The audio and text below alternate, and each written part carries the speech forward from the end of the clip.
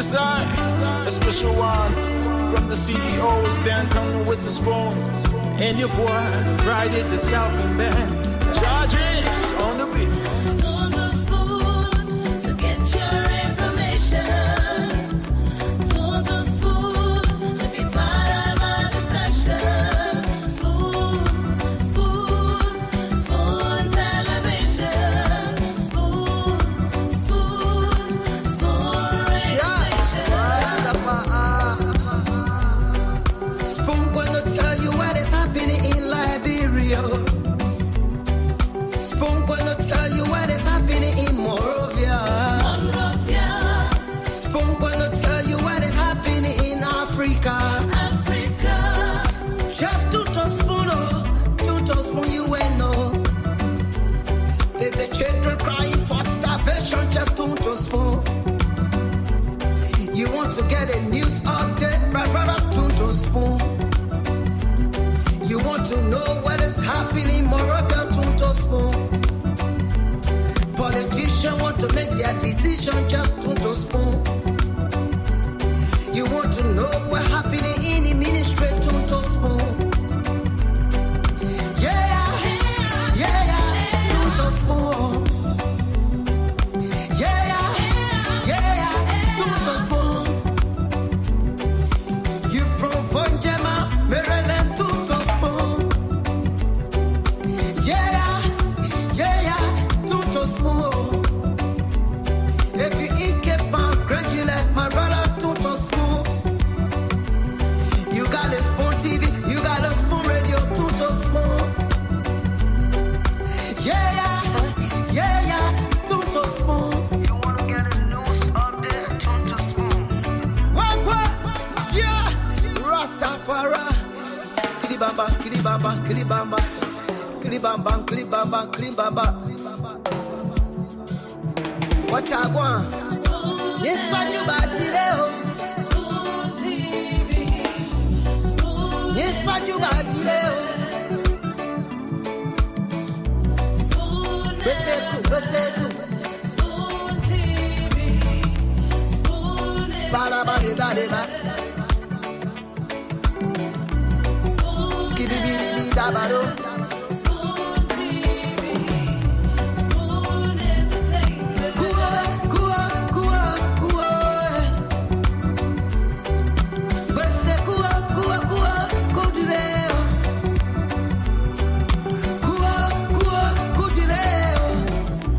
To the spoon to get your information. To the spoon to be part of our discussion. Spoon, spoon television. Spoon, spoon radio station. Spoon television.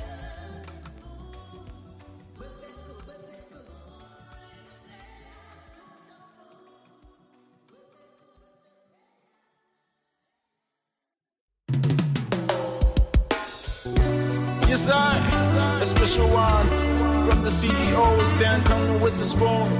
And your boy, Friday the Southern Band, charges on the beat. Hello folks, it's Spoon TV Live. Welcome. We have the American Ambassador to the United Nations. Good afternoon, and welcome to Liberia again. Thank you very much. Yeah, I see your smiles. I see the president himself is smiling. You want to tell us quickly, what message did you bring from President Biden aside congratulations to President Boycott? Well, first and foremost, congratulations to President Boycott and congratulations to the people of Liberia for having a stable transition. But what the message I brought from the President and from the people of the United States was our continuing support for Liberia, a reaffirmation of a firm partnership that has been a partnership over many, many years. We're looking forward to working with President Boycott and his new administration and seeing that Liberia begin to move forward in a positive direction to really harness the resources that are here in this country and to support the people of Liberia in terms of their education and their health needs, as well as their needs for infrastructure. So I'm traveling with the USAID director who has addressed some of those issues with the president as well. Okay, but one last question, Madam Ambassador. There's this shift. Liberians are saying there isn't so much of an American presence in terms of, making sure that there's the secondary effect of our mineral resources. What do you have to say about that in terms of manufacturing and all of that? We support Liberia, and we support the private sector, and we want to encourage the private sector to invest in Liberia. They're not going to invest in Liberia until they have confidence in the government, and I am very, very confident that President Boy-Kai will provide that confidence to the private sector. They're waiting and raring to come back to Liberia. Thank you, ma'am. President Boy-Kai, just a word from you, sir. Yes, Ambassador Greenfield just stated, but what did you say about Liberia to the American ambassador that has reaffirmed the confidence of the Americans in the Liberian government and U.S. president? We have assured them over and again that this administration is going to make a difference. We want to make sure that we respect the partnership by making sure we put the country on the right path to serve the people of this country, and we need it. Thank you, sir. Thank you. So you heard it from the Liberian Chief Executive. Welcome. What's the name? My name is Andrew M. Cooper, a legitimate employee of the Environmental Protection Agency, EPA, and I serve as an account analyst here. Andrew, can you tell us what you're in this scheme conducting? Since the election in November, there have been an argument between Western Taipei and us on grounds that he wants to forcibly claim a training position at the EPA. Now, let me be frank with you. The act that created EPA granted the executive director a training position, provided if he meets the fundamental formalities that will give you a training. And one of those fundamental formalities says that, well, according to Section 16 of the Act, that the president shall appoint an executive director with wide environmental knowledge, which he lacks. Further in the Act, it says that, well, the president shall appoint the executive director from a short list of 30 individuals recommended by the National Environmental Policy Council. If you ask me what we've got a policy council at EP, I would tell you no. So in the absence of a policy council, there is no issue about tenure. So Western Taipei claim about tenure is very criminal, and we as employees of EPA from day one, we said that we will not condone that. Whether you break us into pieces, whether you tear our skin, our blood weight that he has started doing, we will not entertain that he conversation about tenure. Now, our main argument this morning was that the president, the former president, Dr. George Manuel, we have signed an executive order 123. In section 9 of that executive order clearly states that non-20 presidential appointees shall be presumed resign as of the date of inauguration. So this morning we came and told Western Taipei, in keeping with the executive order, you are presumed resign. And the law further states in the executive order that the most senior civil servant shall assume or act as officer in charge. We tell the Western Taipei that as per the organic grant of the EPA, the most senior officer at about this time is the Chief Technical Advisor. So as of today, the Chief Technical Advisor should serve as the officer in charge. That is Benjamin Comeau. We told him that Benjamin Comeau should assume the responsibility of the executive director of the EPA as the Chief Technical Advisor. So he should be the officer in charge. We told him, but I don't know why Western Taipei so much want to hold on to the position of executive director criminally. Aside from being, taking all. We cannot insist that everybody will get invitation and then in the end, everything's done messy. Look at the guy yesterday. Apparently, it was an open gate because the way people were going about, I get invitation, no invitation, get come. This place yesterday, look at the people who were here for invitation. We're not in terms of getting great. Even our regular disabled friends who get kind every day to work with her, they were here yesterday. Loser, amputee, boys who get kind every day to give out. Why would they okay? Why would they trouble? I am making a case, so we take street of this matter. We send out invitation. If the president, the foreign minister has guests they want to invite to the delivery of the annual message, They should send it to our protocol. We send out those invitations. The president is coming to deliver his annual message. The president is in charge of security, the executive. The security of the state is in the hand of the executive. But they deliver the annual message and coming here to the Capitol building. But here, legislative function. And we must take charge. In America, when the speaker said no annual message, the president ain't going. Nancy Pelosi wrote Donald Trump. Once you are ready for annual message, what are you going to come about? The president is there. The records are there. Annual message delivery is legislative function.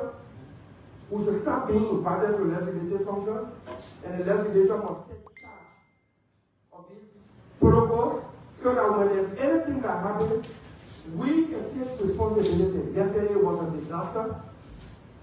There was an embarrassment. People wouldn't even have found water under the sun to drink. The protocol, they are all on the stage. They don't even know when to move on them. Every little thing, they all inside the camera. No, the main function. The president of Liberia, the outgoing president, the chief justice, they can't even have space to even send us straight. Everybody just on the platform. Completely messy. But I can tell you, those things get to me. People do rehearsal. And even us lawmakers, our staff, come for rehearsal. We said no. Make motion, that speech. We gotta be organized. You call the sergeant out, no. It's the global warming. Basically, a lot of people don't know when we talk about fires. Like we were having the program yesterday, they see people fainting. From my understanding, you have over 38 people that were treated, medical fainting. And I think there was even an alleged death, but there's serious global warming because I think these are from natural gases, right? So basically from natural gases. Natural gases that are in the because you have what we call the methane gas. Right. It's contained in the waste there. Right. Yes. So the methane gas reached that level to extract it from the waste. So when it develops that certain temperature, it can cause what we call either combustion or something. It just sparks. The heat alone can cause fire. So how long do you think it can take to get this kind of fire from your experience? How often does it happen in fact? We had an experience sometimes in the month of June last year. We were left around the rainy season, so when the rain started for the fall, it helped us greatly as we were breaking it. Yes. The dry season? The dry season, wow. It's like the temperature went so high yesterday, we never expected that. Yesterday.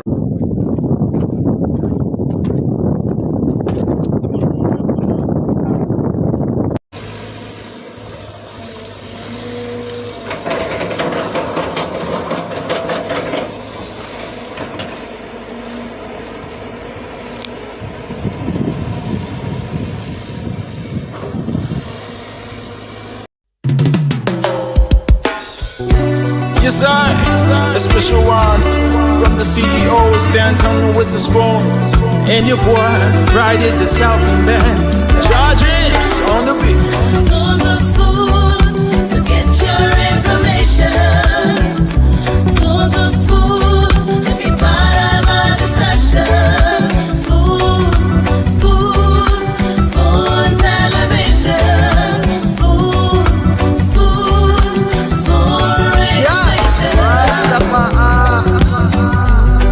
Spoon gonna tell you what is happening in Liberia.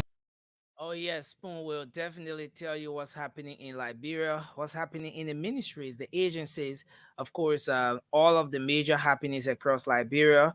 And this is why we are dishing out Liberia's very best. And I would like to say welcome to another edition of the program. This is the late night show, the late night politics on Spoon. We're here tonight live on Spoon 107.5 FM. We're live on Fabric 101.1 and Super 95.5 FM as well. We're also live across the country on other frequencies. I'd like to say welcome to the program tonight. Wow. Bit of technical issues here. Let's hope we can make a very quick adjustment here, folks, to be back. Stay with us, don't go. Let's do this to be back. Yes, sir. A special one from the CEO, stand coming with the spoon. And your boy, Friday the Southern Band. Charges on the beat. To the spoon to get your information. To the spoon to be part of our discussion. Spoon, spoon, spoon television. Spoon, spoon, spoon radio station.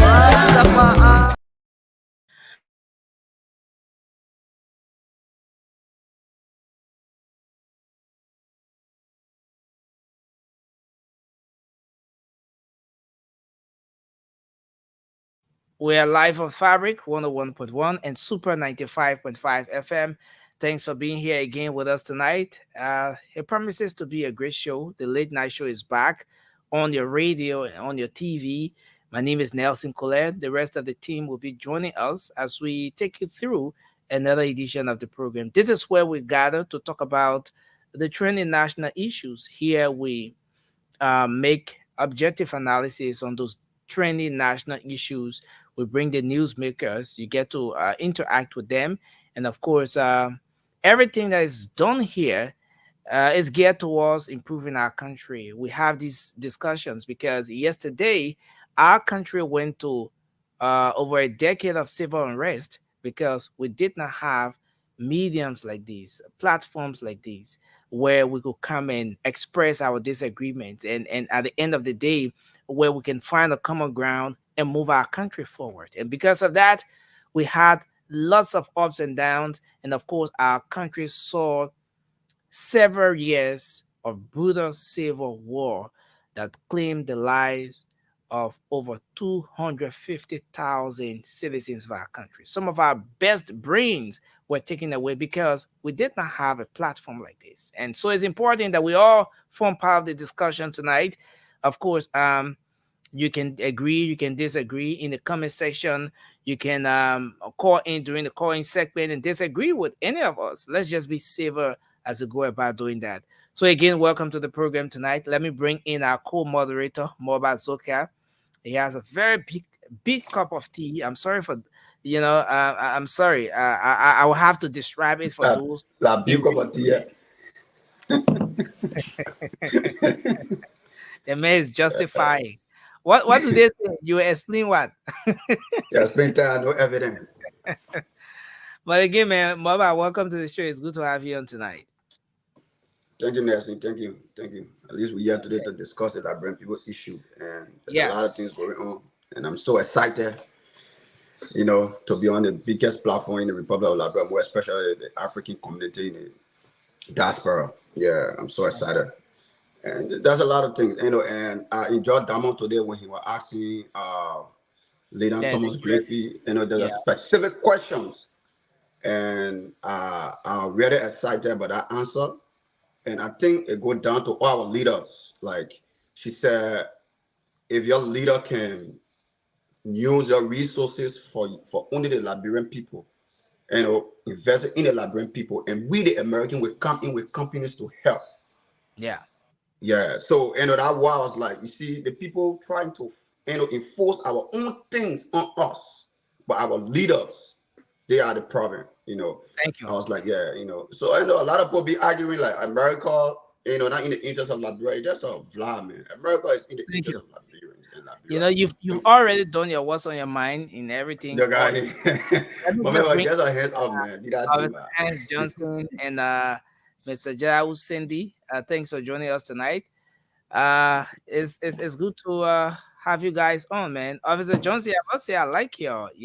Oh, my man, you off today again? Johnson, you off? I thought you said working today, working that. My man, don't try explaining time yet, Nelson. Thank you, brother, for bringing me on. Yeah, man, my man, leave me on, man. No, forget Moba. Moba has an explanation to make. The guy was absent from the show for about a week, and I have photos, videos, and everything to the activities that Moba was engaged in. It's called evidence. One time. He didn't know that I had my cameras mounted everywhere he went. Everywhere he went. I captured all the moments. And Evidence. yeah, No evidence, I millions dare of you. evidence are here. Blah blah. But it's good to have you on, Sandy. And It's let good me to be say, here. yeah, welcome to the show again. It's good to be Um, here. we're gonna move straight into the Sorry, discussion Nelson. because yeah, Cindy, if you're not using a computer near you, I don't know if that important document there No, you it's actually a personal computer. There's yeah, nothing. can you turn your screen? Thank you. Security reason, brother. Yeah, yeah. Yeah, because we live in a very modern world now. People just can zoom and go in Yeah. your personal stuff and things. So you gotta be careful. Thank You you. right. That's right. That's right. you know, Mama has a bit of expertise in everything. Mama, Not much. what is the stuff from last edition of the show, the portfolio? What you said? What you are a first aid nurse Really practitioner. this. Practitioner. You saw my Yes. long test I put in the chat room. You I realize did. that. Unfortunately, I'm I didn't get to visit the chat room. I see why. Yeah, We feel it's that thing will been cost a long time. no. But what I do is that even if it is 2-3 days after, when I go there, I will go from start to end. I will No, go but over I everything in ain't there. behind the scene. George called me and other people called me with Iron A, man. It was just a little stuff about Iron A. Yeah, Okay. but it was, it's like in America, yeah, everybody do first aid training. You understand? They get certificate for it, and more especially we that only type of fee and stuff. Cindy Oh my now God. get, I believe Cindy got certificate in first aid. Hans got certificate in first aid. You got Sandy is certificate? saying no.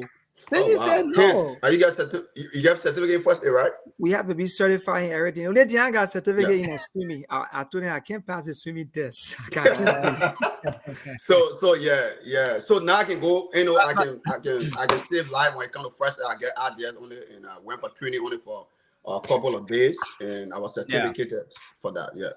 Okay. So we're gonna move straight into our discussion tonight. We'll move on with the discussion. Jerry, you man Yimpan, the Pelican governor, my man, I owe you plenty apologies. Jerry, But yeah. Jerry, I the owe man coming Jerry on. apologies. I owe Sheikh apologies. Ture and I spoke today. Yeah, but it's gonna be a great show tonight. I want to say thanks to everyone for joining us. Lots of issues to talk about. Too many things happening in the country. We don't have the luxury of time to dive into everything. But the night we hosted Jessica, on the very night when we hosted Jessica, so many of you here are aware that uh, we promised to have spoken with Abraham Fofana.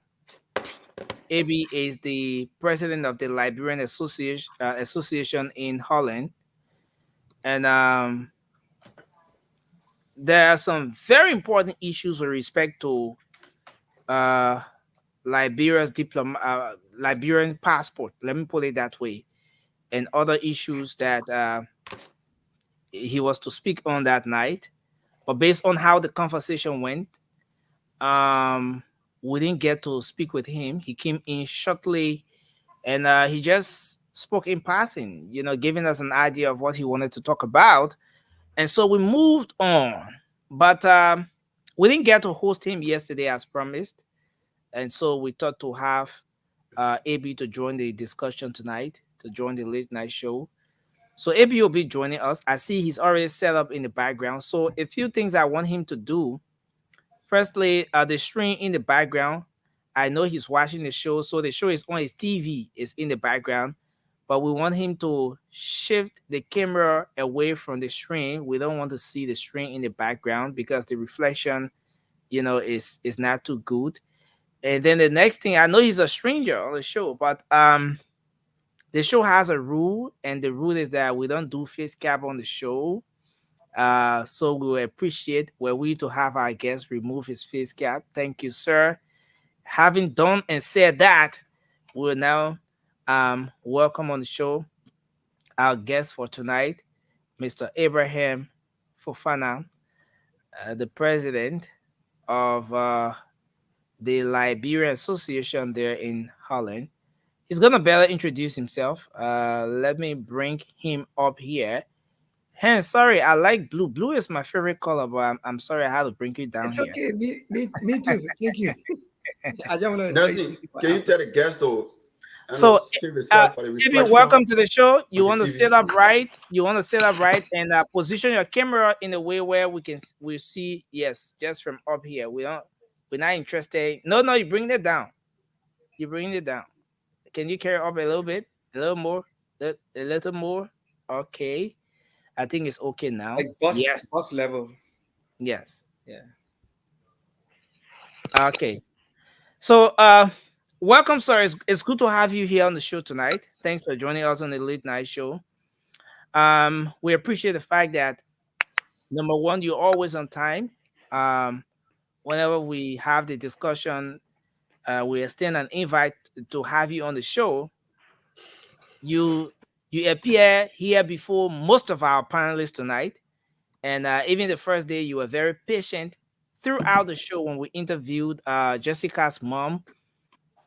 You kept in the background. You were patient, and we must commend you for that. And it's a good thing to have you on here tonight, sir. Thank you. Okay. So, Anyway, yeah. mhm. For the sake of our audience, we just want to move straight into the conversation. Just tell the people who you are. Just better introduce yourself, and then we can move straight into our conversation while we're here. Okay. By way of introduction, I'm Ibrahim Fofana. I'm a Liberian. I was born in Foya District, Lofa County. I'm a Kisi. I speak Kisi and write Kisi. I'm a Madingo through my father. I also speak Madingo. I'm the head of Liberians in the Netherlands. Also, while in Liberia, I used to work at the Ministry of Finance. I work at the Bureau of Customs and Excise. I also work at Real Estate Tax Division with Mr. Cooper Clark. He was the Deputy Commissioner of Real Estate. And yes, I was the National Coordinator for the Youth Promoting the Simon Kayando Administration. And I ran for presidency for the Liberia Football Association, that is the LFA, against Edwin Melvin Snow in Liberia.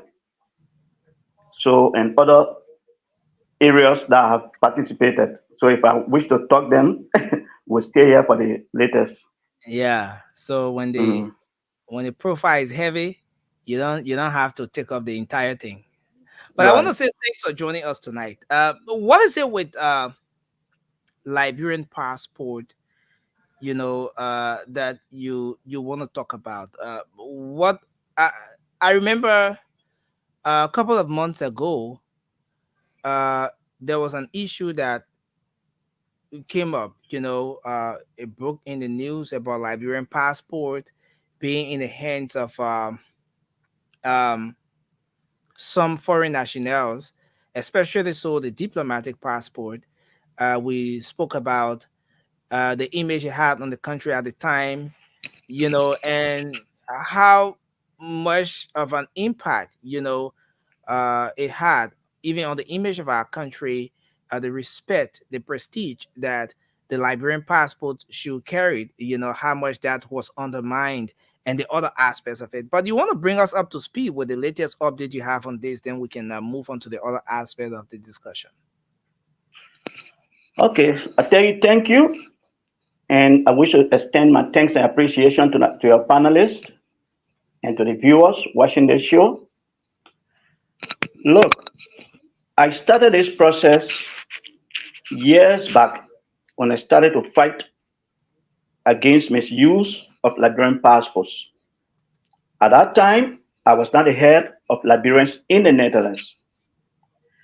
But people fought against me because at the time they had those organized rebels here because it's an organized crime. Okay, most of these rebels from MPFL, Guillermo K, Guillermo J are the ones in Belgium, France, Netherlands doing this business with our Liberian embassy in Brussels. And remember, our Liberian ambassador in Brussels is a rebel. He fought for Lloyd. His name is Asen Minabo. Uh, Who got that? Yeah, Asen Minabo. So yeah. I want us to take it one step at a time. okay. Because someone representing the diplomatic interests of our country, if you come on a medium like this and say he's a rebel, it speaks volume. I want us to keep the conversation to the point. I want us to No, have this conversation. no. I want it to Yeah, be but about issues, and let's yes. to the This the is people. not about character assassination. Look, Mhm. I'm connected with the International Criminal Court, the ICC. So I'm speaking with documents in my possession. I'm saying to Okay. you, Asen If you don't Minabo, mind, you could share some of those yeah, pieces of documents as we move yeah, along. Asen Minabo is a warlord. He was with LURD, and Ellen Johnson Sirleaf sent him in the Netherlands and in Brussels to be ambassador, which is an affront to we the war victims, because my father was killed during the Civil War in cold blood. Okay? So we shouldn't sit there and say because the man is a rebel and is put into a position of trust, so we shouldn't talk about him. No. I have to say Okay. it. I have to say it because we are speaking with evidence, and I have been speaking against Arsene Minabo for years upon years. So Madam Ellen Johnson Sirleaf is aware of what I'm saying. I have met with her. I have photos on social media, and she's aware of what I'm doing about this Liberian passports fight. Okay. So she welcomed the idea. Madam Ellen Johnson Sirleaf knows that I'm doing this job. hmm So what about Yeah. the passport? I want us to drive this conversation a bit faster because we have limited time. We have the next segment of the show coming up. Yeah. So just take the floor. We're gonna give you 5 minutes, to just take us through, and then we'll come in, just in case there's some need for. Yeah. So go ahead, sir. Yeah, but it's a bit difficult. I cannot address this issue in 5 minutes. Please. No. I mean just for the first round. So yeah. Oh, Yeah. okay. Okay. Mm. Look, we have some women that are also connected with this organized crime. One, Madam Mayango and Kebe Aku. One woman, she goes to Liberia with container from Europe here to Liberia and sometimes to Guinea. Her name is Kebe Aku. But her name she's called by in the Netherlands or other places, France, they call her Mayango Ma. She's one of the ringleader of this passport syndicate. What she does, or what she used to do, when people ask for asylum in Europe or in the Netherlands, to be precise, when they have not gotten their Dutch or German nationality yet, they will issue them, how to call it, European travel document. How to call it? Amnesty International travel document, United Nations passport to be able to travel. Okay? So until you can get your citizenship, there's a kind of passport you'll be using. So what she does, this Mayango man, she pay for those passports and carry to Guinea and sell them to people. I've intercepted some of these things before and I have some of these passports copies in my possession. And I'm waiting for my lawyer advice. I've already been putting these things on social media. I've been putting 1 or 2 passport copies issued to Nigerians, 419 Nigerians, and other wanted criminals. I have them to my page, Ibrahim Fofana. If you go there, you will see it. But I decided to hold on to most of these other uh, passports that I have based upon the advice of my lawyer to wait for the appropriate time. So what I'm trying to say is that this woman has been going there when she sells these passports, then she processes Liberian passport for these people that want to travel. She brings these Liberian passports here and gave them to the Nigerians. At that time, we know I used to use the chip. Recently how to call it, Europe, America, because I travel to all these places most often. So our passports are having chips in them now. Before, what she does, she had contact with the foreign ministry because her husband used to be with the late President Samuel Kayando, the late Samuel Kayando cousin. So she had that influence, and she used to work at the LPRC, this Mayango Ma. So she is a ringleader. She goes down there to bring these passports to these Nigerians and these wanted criminals. For one of these passports, they sometimes pay her more than 5,000 just for a passport. Okay. So, when exactly are we talking about when you speak we of the whole syndicate and especially the involvement of the individual Mayango Ma that you just spoke of? When was she's she not alone. She's not alone. It's not this thing that did not start yesterday. I'm not stopped. It's a continuous process. That's why I'm saying to you, it's an organized crime. So what is happening? Most of these fighters, like Prince Wule, who is the head of AFLA or was the head of AFLA, because at AFLA they consider it to be European Liberian organization, but it's used by these BM or these CMBs to manipulate the process to be able to use this way to get passports, and they use it for human smuggling. And the head of that also is one Prince Wule. He lives in Belgium, in a small city they call Antwerp. Yeah, Antwerp. So Prince Wule is involved, and Prince Wule used to fight for MPFL. Yeah. Okay. So, you spoke of Prince Wule and you spoke of Mayango Ma. Yeah. Aside from the two individuals, who are those, or who are other individuals, who are other persons that you are aware of that are within this particular syndicate? Yeah. The one Mohamed Keita, but he has two names. He took asylum in Belgium with the name Mohamed Konde. In the Netherlands, he also took asylum as Mohamed Keita, which the ambassador, Ase Nyinabo, is aware. And Prince Maxwell, that is on your show, Spoon Talk Show, is also aware, because Prince Maxwell and Ase Nyinabo were close friends. So Prince Maxwell's best friend also is one Nicholas Doe, Nick, who is a criminal that broke down George Weah business in Amsterdam. George Weah used to also have his own business here called Weah Tea. These are the same criminals because they were selling drugs.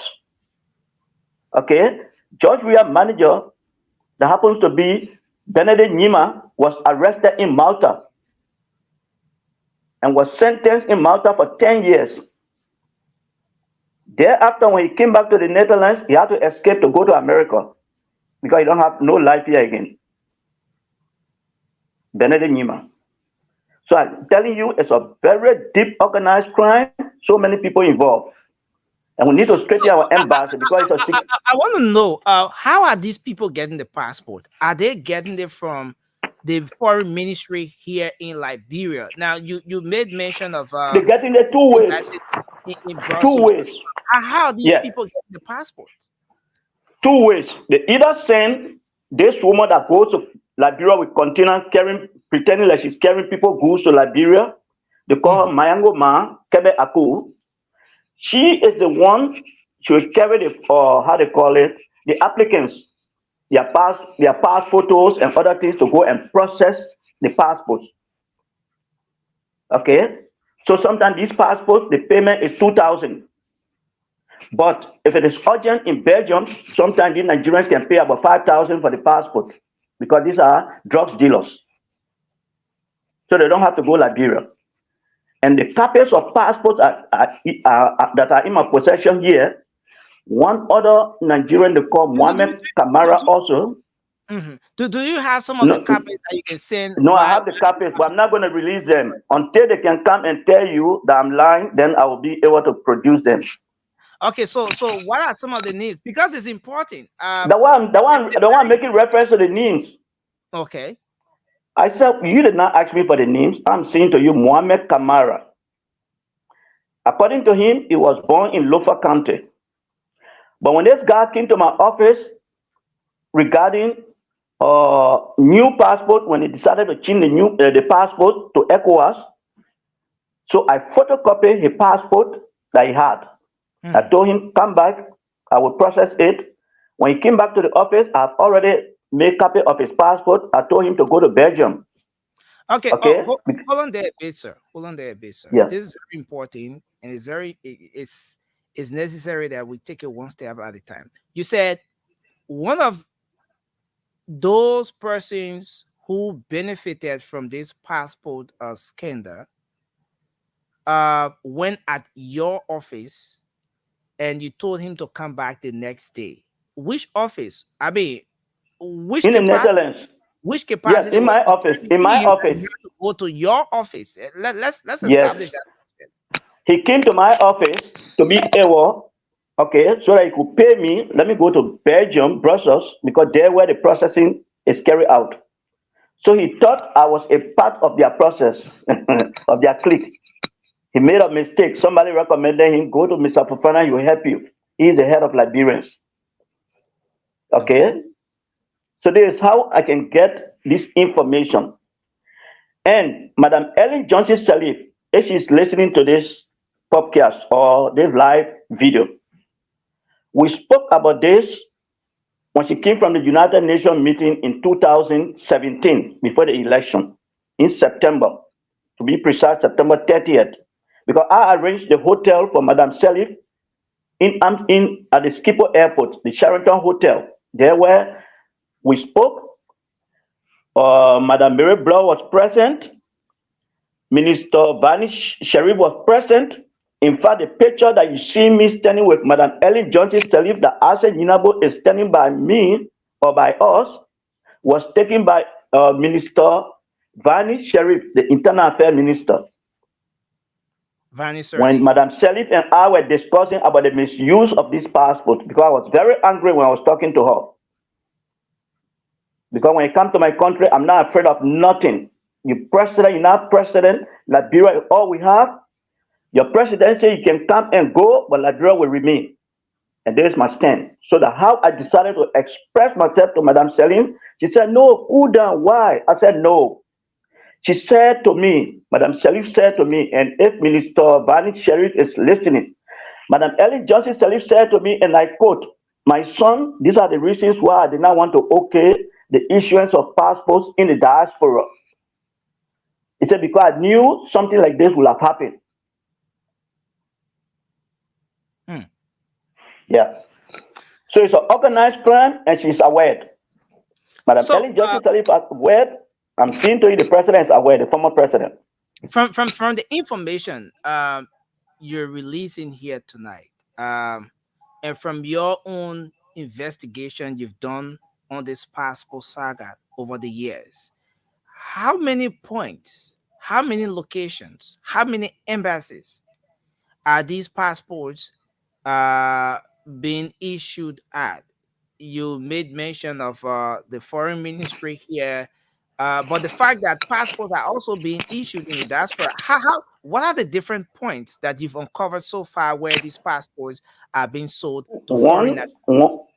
One, I said, Minister of Foreign Affairs. These people make their payments to the Liberia embassy in Brussels, and also the consulate or the embassy in France.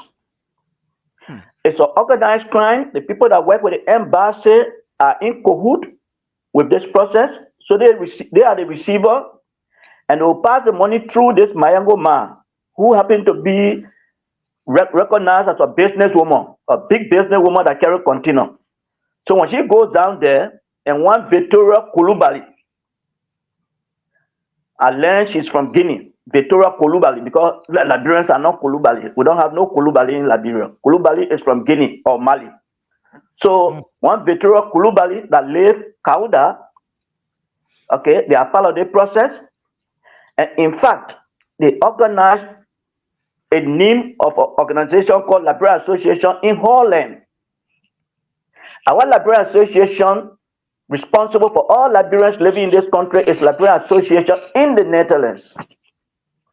This organization was funded since 2002. But because of my stand against the misuse of Liberian passports, what they do, they organize something like barbecue. They will say, oh, organizing barbecue. They will send for people from the embassy to come. Because when they say barbecue, some of the guys that work with the embassy there want to come look for women. So when they come down, then they start to do these passport transactions immediately. I have been going to the embassy. I even fought Isaac Yinabo in the embassy. I have videos on social media. I fought him. That day he had just come from Liberia. I was so vexed for the misuse of our passports. Liberians are in this country more than 20 years. They don't have paper because the securities, the immigration have doubt them to say they are Liberians. They doubt them because one other guy that is on your spoon talk, they call him Gibson Jeru. Gibson Jeru was a person that used to contact the press in Liberia to get ID cards for the people that applying for asylum from Burkina Faso, Nigeria, Guinea. Gibson Jeru that is with Spoon TV or Spoon talk show, because we're waiting for him. I already told my lawyer we'll arrest Gibson Jeru because the Ministry of Justice in the Netherlands, our Dutch Ministry of Justice, I have documents. Put this on social media. Our Dutch Ministry of Justice have said in a document that Gibson Jeru has been the person, the middleman, to get those ID cards and other things for people from Burkina Faso, Guinea, to go into asylum, and they used to pay him. Yes, let's. I'm not done yet. I'm not done yet. I'm not done yet, please. So Gibson Jeru, what he does to make the case look genuine, he will put something in the news, in the newspapers in Liberia about the person that want to go in the asylum, that this person is a wanted person in Liberia that cannot go back to Liberia. And some of these people are not from Liberia. They are not from Liberia. But Gibson Jeru will prepare the story in the newspaper to be able to defend this person that is going to asylum. So when this person carried out newspaper to the asylum, they will say, oh, the Liberian. But when the immigration, the Dutch immigration started to do their own background check, they found out that Gibson Jeru is in cahoot to bring in people in this country that are not Liberians. So Gibson Jeru, I'm waiting for him. I'm waiting for him. My lawyers, we are waiting. We'll shake this place. We'll shake this place. Trust me. Trust me, we'll shake this place. This is very interesting. And Liberians, as I stroll through the comment section, the concerns are just so many. Now, you said that this is a syndicate, that there are people at different embassies, including the Ministry of Foreign Affairs, that are part of this code. You mentioned the lady from Guinea and the Kula Balu, who is a businesswoman there, and other Liberians that are involved with this. But someone listening to you now, they want to know how authentic is this information? How why should they even believe what you are saying here tonight? Yeah. There's a reason why I'm saying the president, Madam Ellen Johnson Sirleaf, and the Minister of Internal Affairs, Vani Sharif, Honorable Vani Sharif, okay? And even the president, our president now, Joseph Numa Boakai, I spoke to him about this when he was vice president, when he intended running as president in 2017. I spoke to him in France. So if you check to the social media, you see Joseph Boakai group surrounding us when he took that photo with me. It was at the embassy in France. And I told Mr. Boakai that our problem in Liberia, one is this passport situation. If we don't control it, there will be an overthrow of government overnight. And trust me, I'm speaking with evidence. The reason is why I'm saying this. You saw after the election, George Weah said, "Oh, Joseph Boakai, yeah, congratulations. You don't know what is happening. We are informed." Okay? That George Weah did not just concede defeat. It was an attempt to set Joseph Boakai up so that when he conceded, after they go for the inauguration, some kind of demonstration will have come up where it will have end to some kind of fighting in Monrovia. That's what George Weah was planning. But he saw that he had been exposed and he's embarrassed. These are the reasons why he's leaving the country. But George Weah is one of the persons in my presence in France that told some Ghanaians that they have right to our passports. And don't you know that Liberian passports are being produced in Ghana?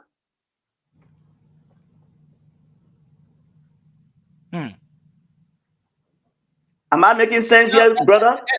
And this is serious, Mr. Fofana. No, I'm way here. I'm telling you where our Liberian passports are being produced. I said Ghana. Yeah. Did I say Sweden? I'm gonna get the rest of the team to come in and ask you some questions as well. Raymond, welcome to the show. Mr. Prince Bay, welcome. Amin, welcome to the show as well.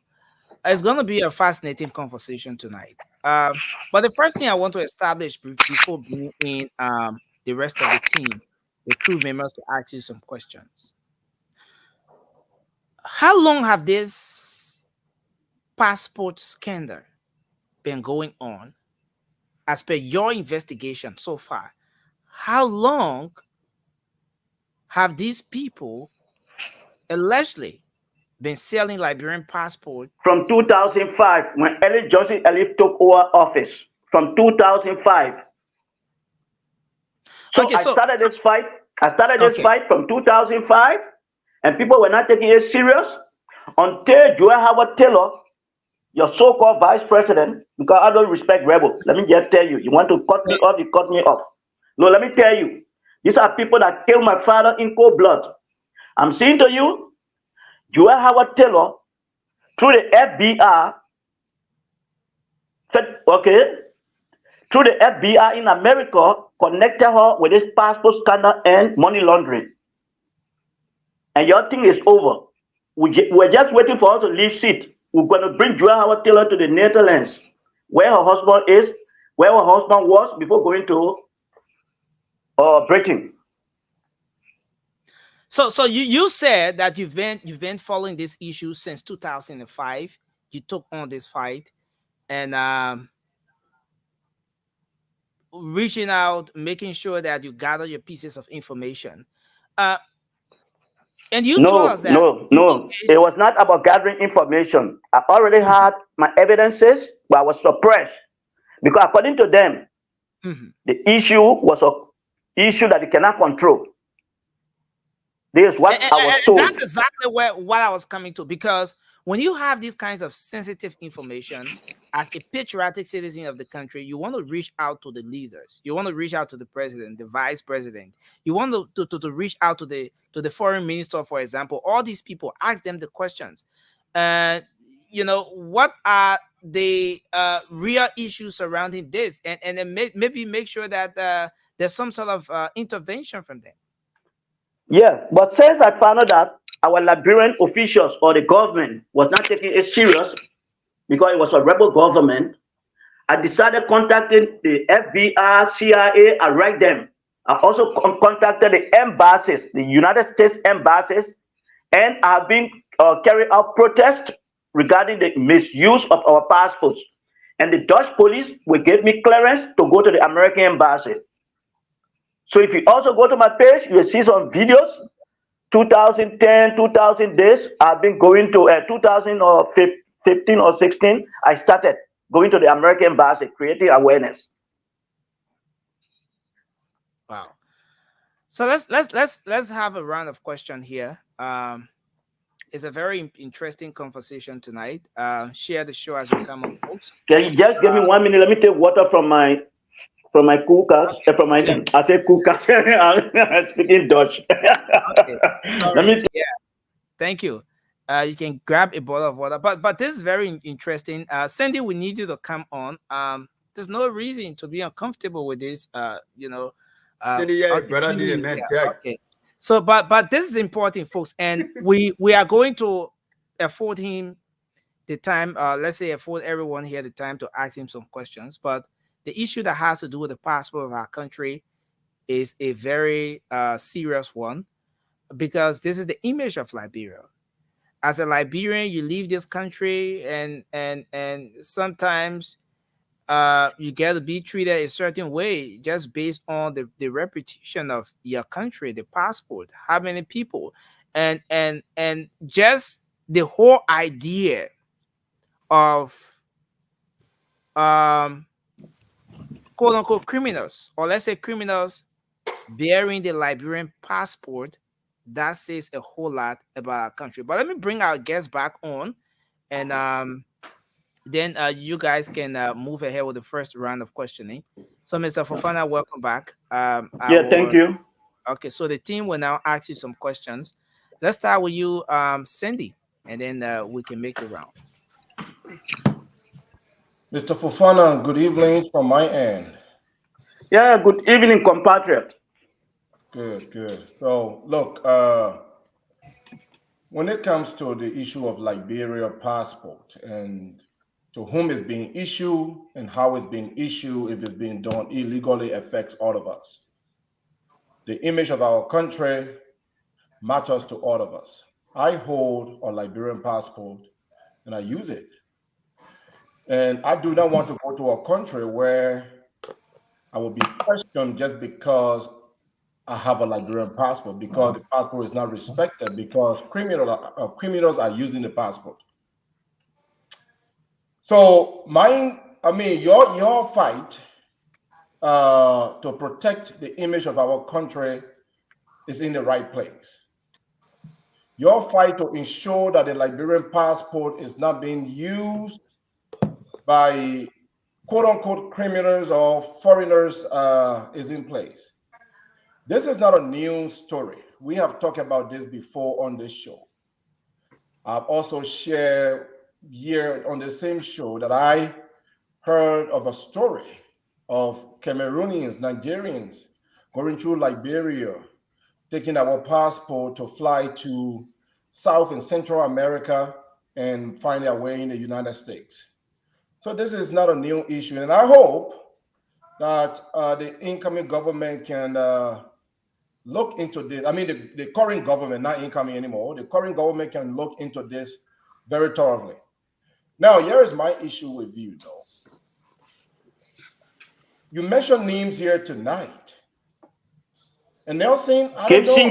Gibson Giroux. Yeah, Mr. Fofana, let's give the floor to Cindy and affording the time to ask this question. Cindy, you can just kindly go to your question, sir. Yeah, you mentioned names here tonight. I mean, not just Gibson Jeru. His name is Gibson Jeru, not Jeru, by the way. You mentioned people like Gibson Jeru. You mentioned people like the ambassador Ase White Nambo, the former VP. I'm wondering if you have evidence in your possession that you can share with Nelson, so that this will not just be a mere. Hold on now, brother. So that this will not just be a mere accusation. Another thing that I have a concern with. We call people rebels, warlords. We still give people those titles. I know the ambassador Asewe Inambo very well. In fact, I was with him in Brussels just few weeks ago. I was at the same embassy with him in Brussels. I know him very well. I don't know of the record you mentioned, but I'm not here. That's not a debate. But I think it's only fair that when we call people out, let us take out the emotion, the sentiment. Let us focus on the issue. I think your fight is in place, but I see a lot of emotion attached to it. If we take out the emotion, we put a professional cap on and address the issue, then the people will hear all very well. But Nelson, I think this is more so to you. If the brother can provide you the evidence so we can put those on the screen and talk about them. But to come here and make blanket accusation without evidence, I'm not saying you are wrong. I'm not saying you're lying, Ofofana. I'm not saying that. But I want to speak to evidence. I want to speak to pictorial evidence, documents in your possessions. And let us address the issue. This is a Liberian issue. But I don't know if I'm comfortable even talking about this just based on blanket accusation without evidence in our possession. Thank you. Thank you. I know you came in defense of Isaac Nyinabo, but let me just say something to you. Isaac Nyinabo is my personal friend, or was my personal friend. Let me tell you, Isaac Nyinabo and I used to sleep in the same hotel on the same bed. Isaac Nyinabo and I used to run after Ellen Johnson Sirleaf when she's traveling anywhere. Isaac Nyinabo knows me. I know Isaac Nyinabo. I'm saying to you, when it comes to my country, are you both in this thing together, and at some point along the way you fell off? No. When it comes to my country, question. This seems very personal, Nelson. This seems very personal. I'm saying to you, it's not only personal with Isaac Nyinabo. All those connected, I'm saying to you, I've already contacted the American embassies years upon years. And one of your presenters there, James Goode Flomo, knows about this. 2017, he interviewed me on many occasions. Ask him, ask James Goode Flomo, have Mr. Fofana mentioned these things to you before? So I just have one more question, and I know this is not take for tag, it's not between the two of us. Okay, so the final one from you, Stanley, so we give, Since now we are talking based on accusations that are not backed by evidence. I've been told by people that you were part of this.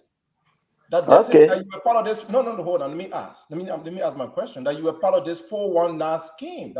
Can you vindicate yourself? No, you are not the rightful person for me to speak to. You are not an investigator. Can I then argue that you are not the rightful person? Can I then do that? Okay, then go and protect Isaac Nyinabo, but he's a warlord. Okay, thank you. He fought for Lloyd. He was a rebel commander. He was a military commander that arranged things for LURD. We have records. Thank you, sir. Let's move to Officer Hans Johnson. You want to ask your two questions quickly, sir? Sure, sir. Hi, Mr. Fofana, how are you, sir? Yeah, how you doing, Comparator? You may mention that 2005, this passport scandal thing started. Now, we currently have a sitting senator that was once the foreign minister under Madam Sirleaf in 2005. If I'm not mistaken, he just won a Senate seat. He was there in the Senate. He became foreign minister under President Weir. Mr. Finlay. Was Mr. Finlay at that time, when you had this information of being the foreign minister and in the Senate on foreign relations, was Mr. Finlay contacted as a source of key person to reference this allegation along with the Dutch and German government? Okay. When Mr. Finlay, in fact, came after President Weir was announced from that selected election, because it was a selected election by Ellen Johnson Sirleaf, when George Weir was announced as president, Mr. Finlay, along with Eugene Nangbe, who happened to be my best friend from normal days, the former Minister of Information and Maritime Commissioner, Eugene Nangbe. Okay, we have been best of friends. Okay, so just get to when the point. I'm coming, please. So when it came to France, because I organized events and they told me to organize people to meet George, we had to welcome him in France. So I organized players, former players, okay, James Camara, Barbecue Jinla, people that play for Lone Star, and we all went to the embassy to receive President Weir.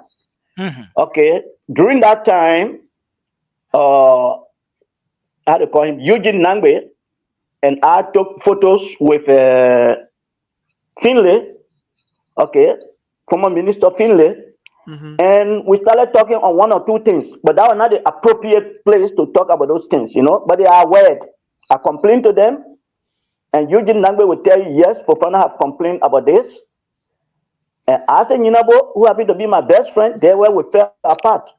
So, Mr. Because I Mr. Thank expected you. him. Let me Yeah. go to my next question. Come on, other colleagues got to come. So, Mr. Fofana, when you bring accusation, I'm not disputing you because I'm a man to be fair with the law. But when you bring accusations like these, you should at least, knowing that you're coming on this show, give, even if you don't, if you want to redact some of the information, you should have redacted some information and sent, hold on, sir, send it to our producer. So at least we can go over these things and be able to drive it. But I mean, let me ask something lastly. How far are you along with the Dutch and German or European government, Brussels as well, in investigating this trafficking? Because according to my research here, sir, I just pull up. Just bear me 1 second. Since 2001, I believe that was under the US government. They had sex trafficking and exploitation up to 56 to 28%. Now, under that, 35% are registered victims of those trafficking was children. You mentioned trafficking besides the passport. You said 2000 what, please? 2000 what? From 2021, there was 68%. Oh, 2021. Okay. Yeah, sorry, sir. 2021, 68%. Most common from trafficking with 50% sexual exploitation. Labor was 28%. All of the total, right? 35% were registered victims were children. For me, all are violations, but with children, it's very serious for me. How deep are you? How serious are you, along with foreign governments, with Interpol and everybody, getting to the nitty gritty and investigating this thing with all these people names that you have and you're providing tonight? Where are some of the evidence that you can prove that we can go to the Dutch government, the German government, Brussels government, and ask for some documents to follow up? Okay, like this lady, this woman they call Mayango Ma. What she does when she processes those documents in Liberia or Guinea, she will bring the person to the Netherlands like a family. When the person gets here, then she will seize the person document so that this person can work for her. This Kebe Aku. But I'm saying to you again, this investigation or this organized crime it did not begin yesterday. The police are aware, the American embassy is aware, and we know what we're moving on. So if the Liberian government can act, we'll leave them because Liberian government is comprised of rebels. So again, Mr. Fofana, we will move on with the questioning, but again, I will request if you have some of these pieces of document, you can share them with me.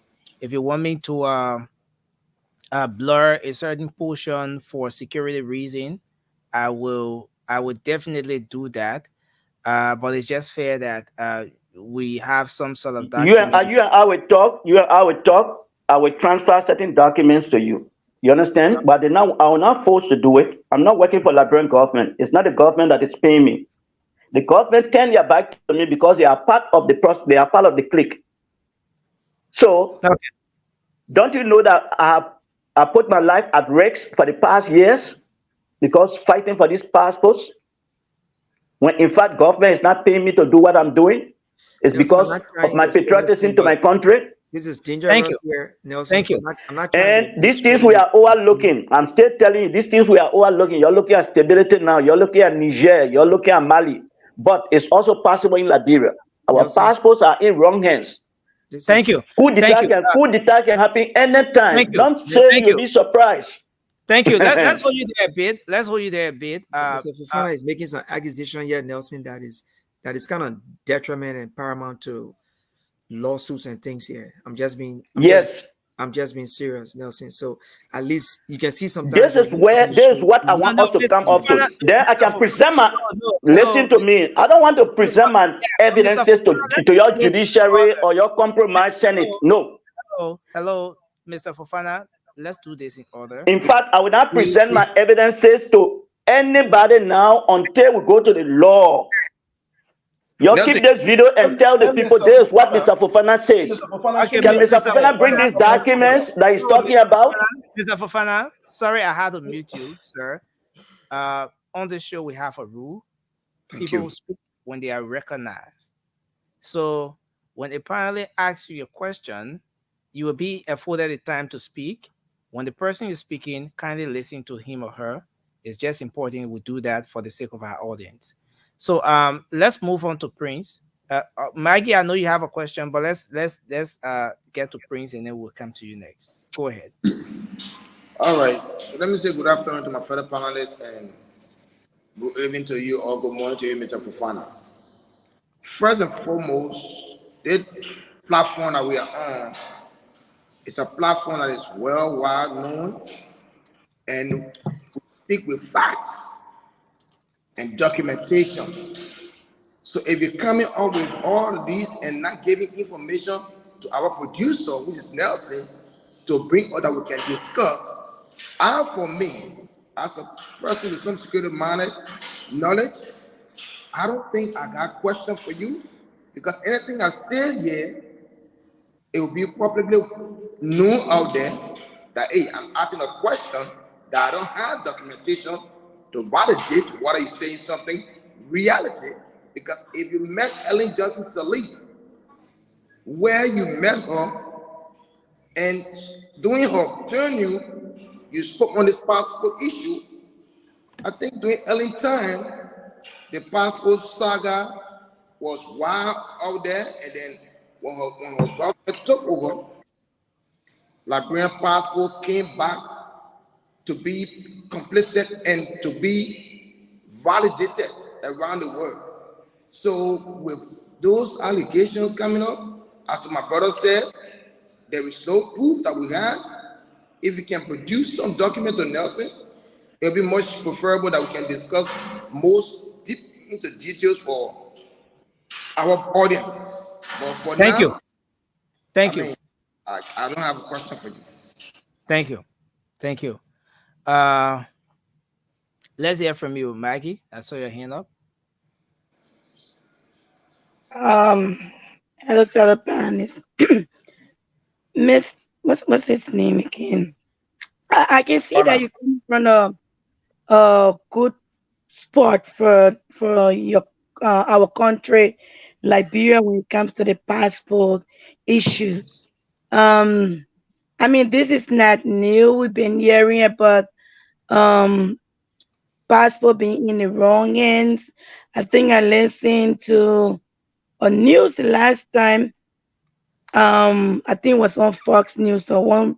I stand to be corrected, and they were talking about people coming illegally in the country, and they mentioned Liberians coming through the different borders. And I know it's hard for us Liberians to travel like that. So I understand where you're coming from, but like my fellow panelists has already said, at least we need something, even if that one passport, one person, because you mentioned, if you can be brave to mention names, you can also be brave to show us any document. Because I know you mentioned this lady with two names. You mentioned Mohammed Keita. Then in your explanation, that name changed to Mohammed Kamara. So it's kind of a little bit conflicting here and there. And it's just something that we can go back and look at.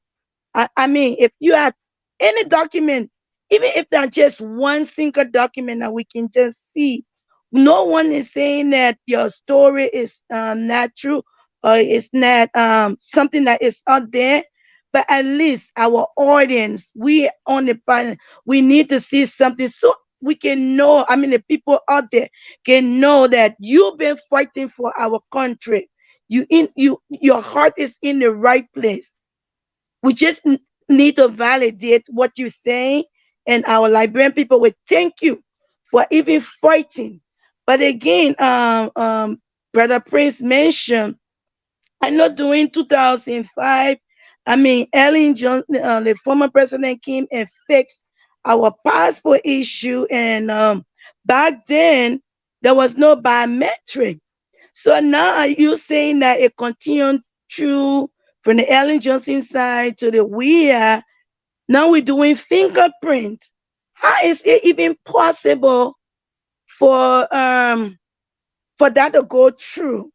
Especially with the biometric, you have to be fingerprinted.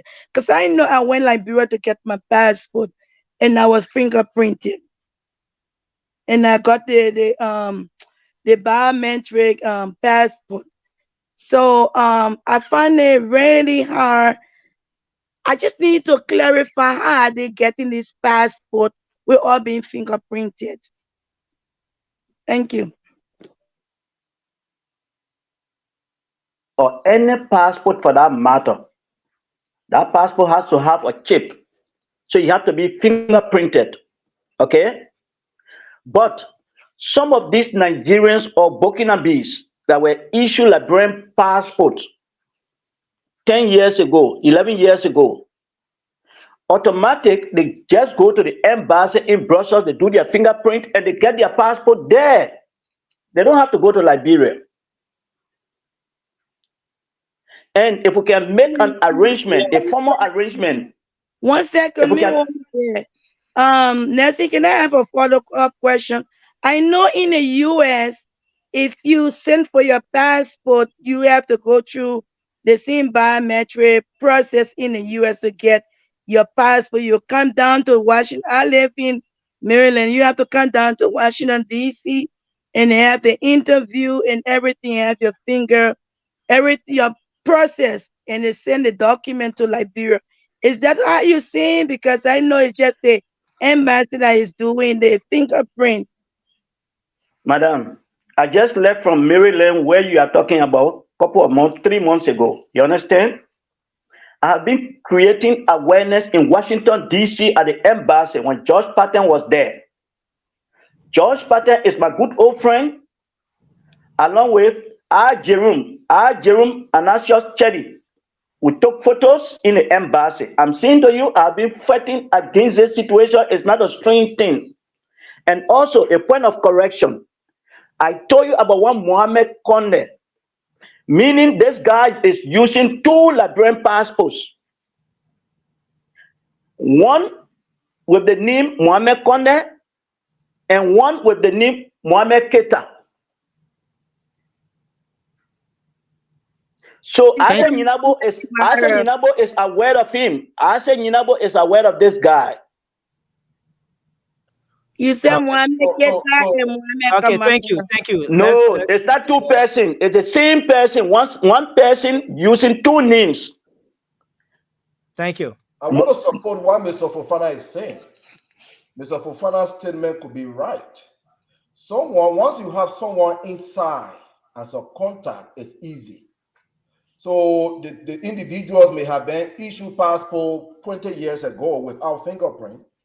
But what Mr. Fofana is saying that there are criminals within that those individuals are dependent on. So now they may not even be required to do fingerprint because of the criminal they're associated with. So he could be right on that point. But Thank you. Madam, I'm not alleging. I'm not alleging. I'm not alleging. So again, we want to end up. We want to end up this round of questioning. Because we have to move to the next segment of the show. Raymond, you want to come in with your question? Sure, I will. Okay. Mr. Fofana, I see the passion you speak with. I'm an activist. Thank you, Mr. Raymond. Justice. And I want to thank you for the courage and the boldness of standing up for something that you believe in that is bigger than all of us. You've spoken and I've listened. The extent of details you provided can be your makeup. No man can just sit up and make up a fairy tale and give these extent of details. And speaking this fast, not stuttering, not pausing to think. And you are a whistleblower.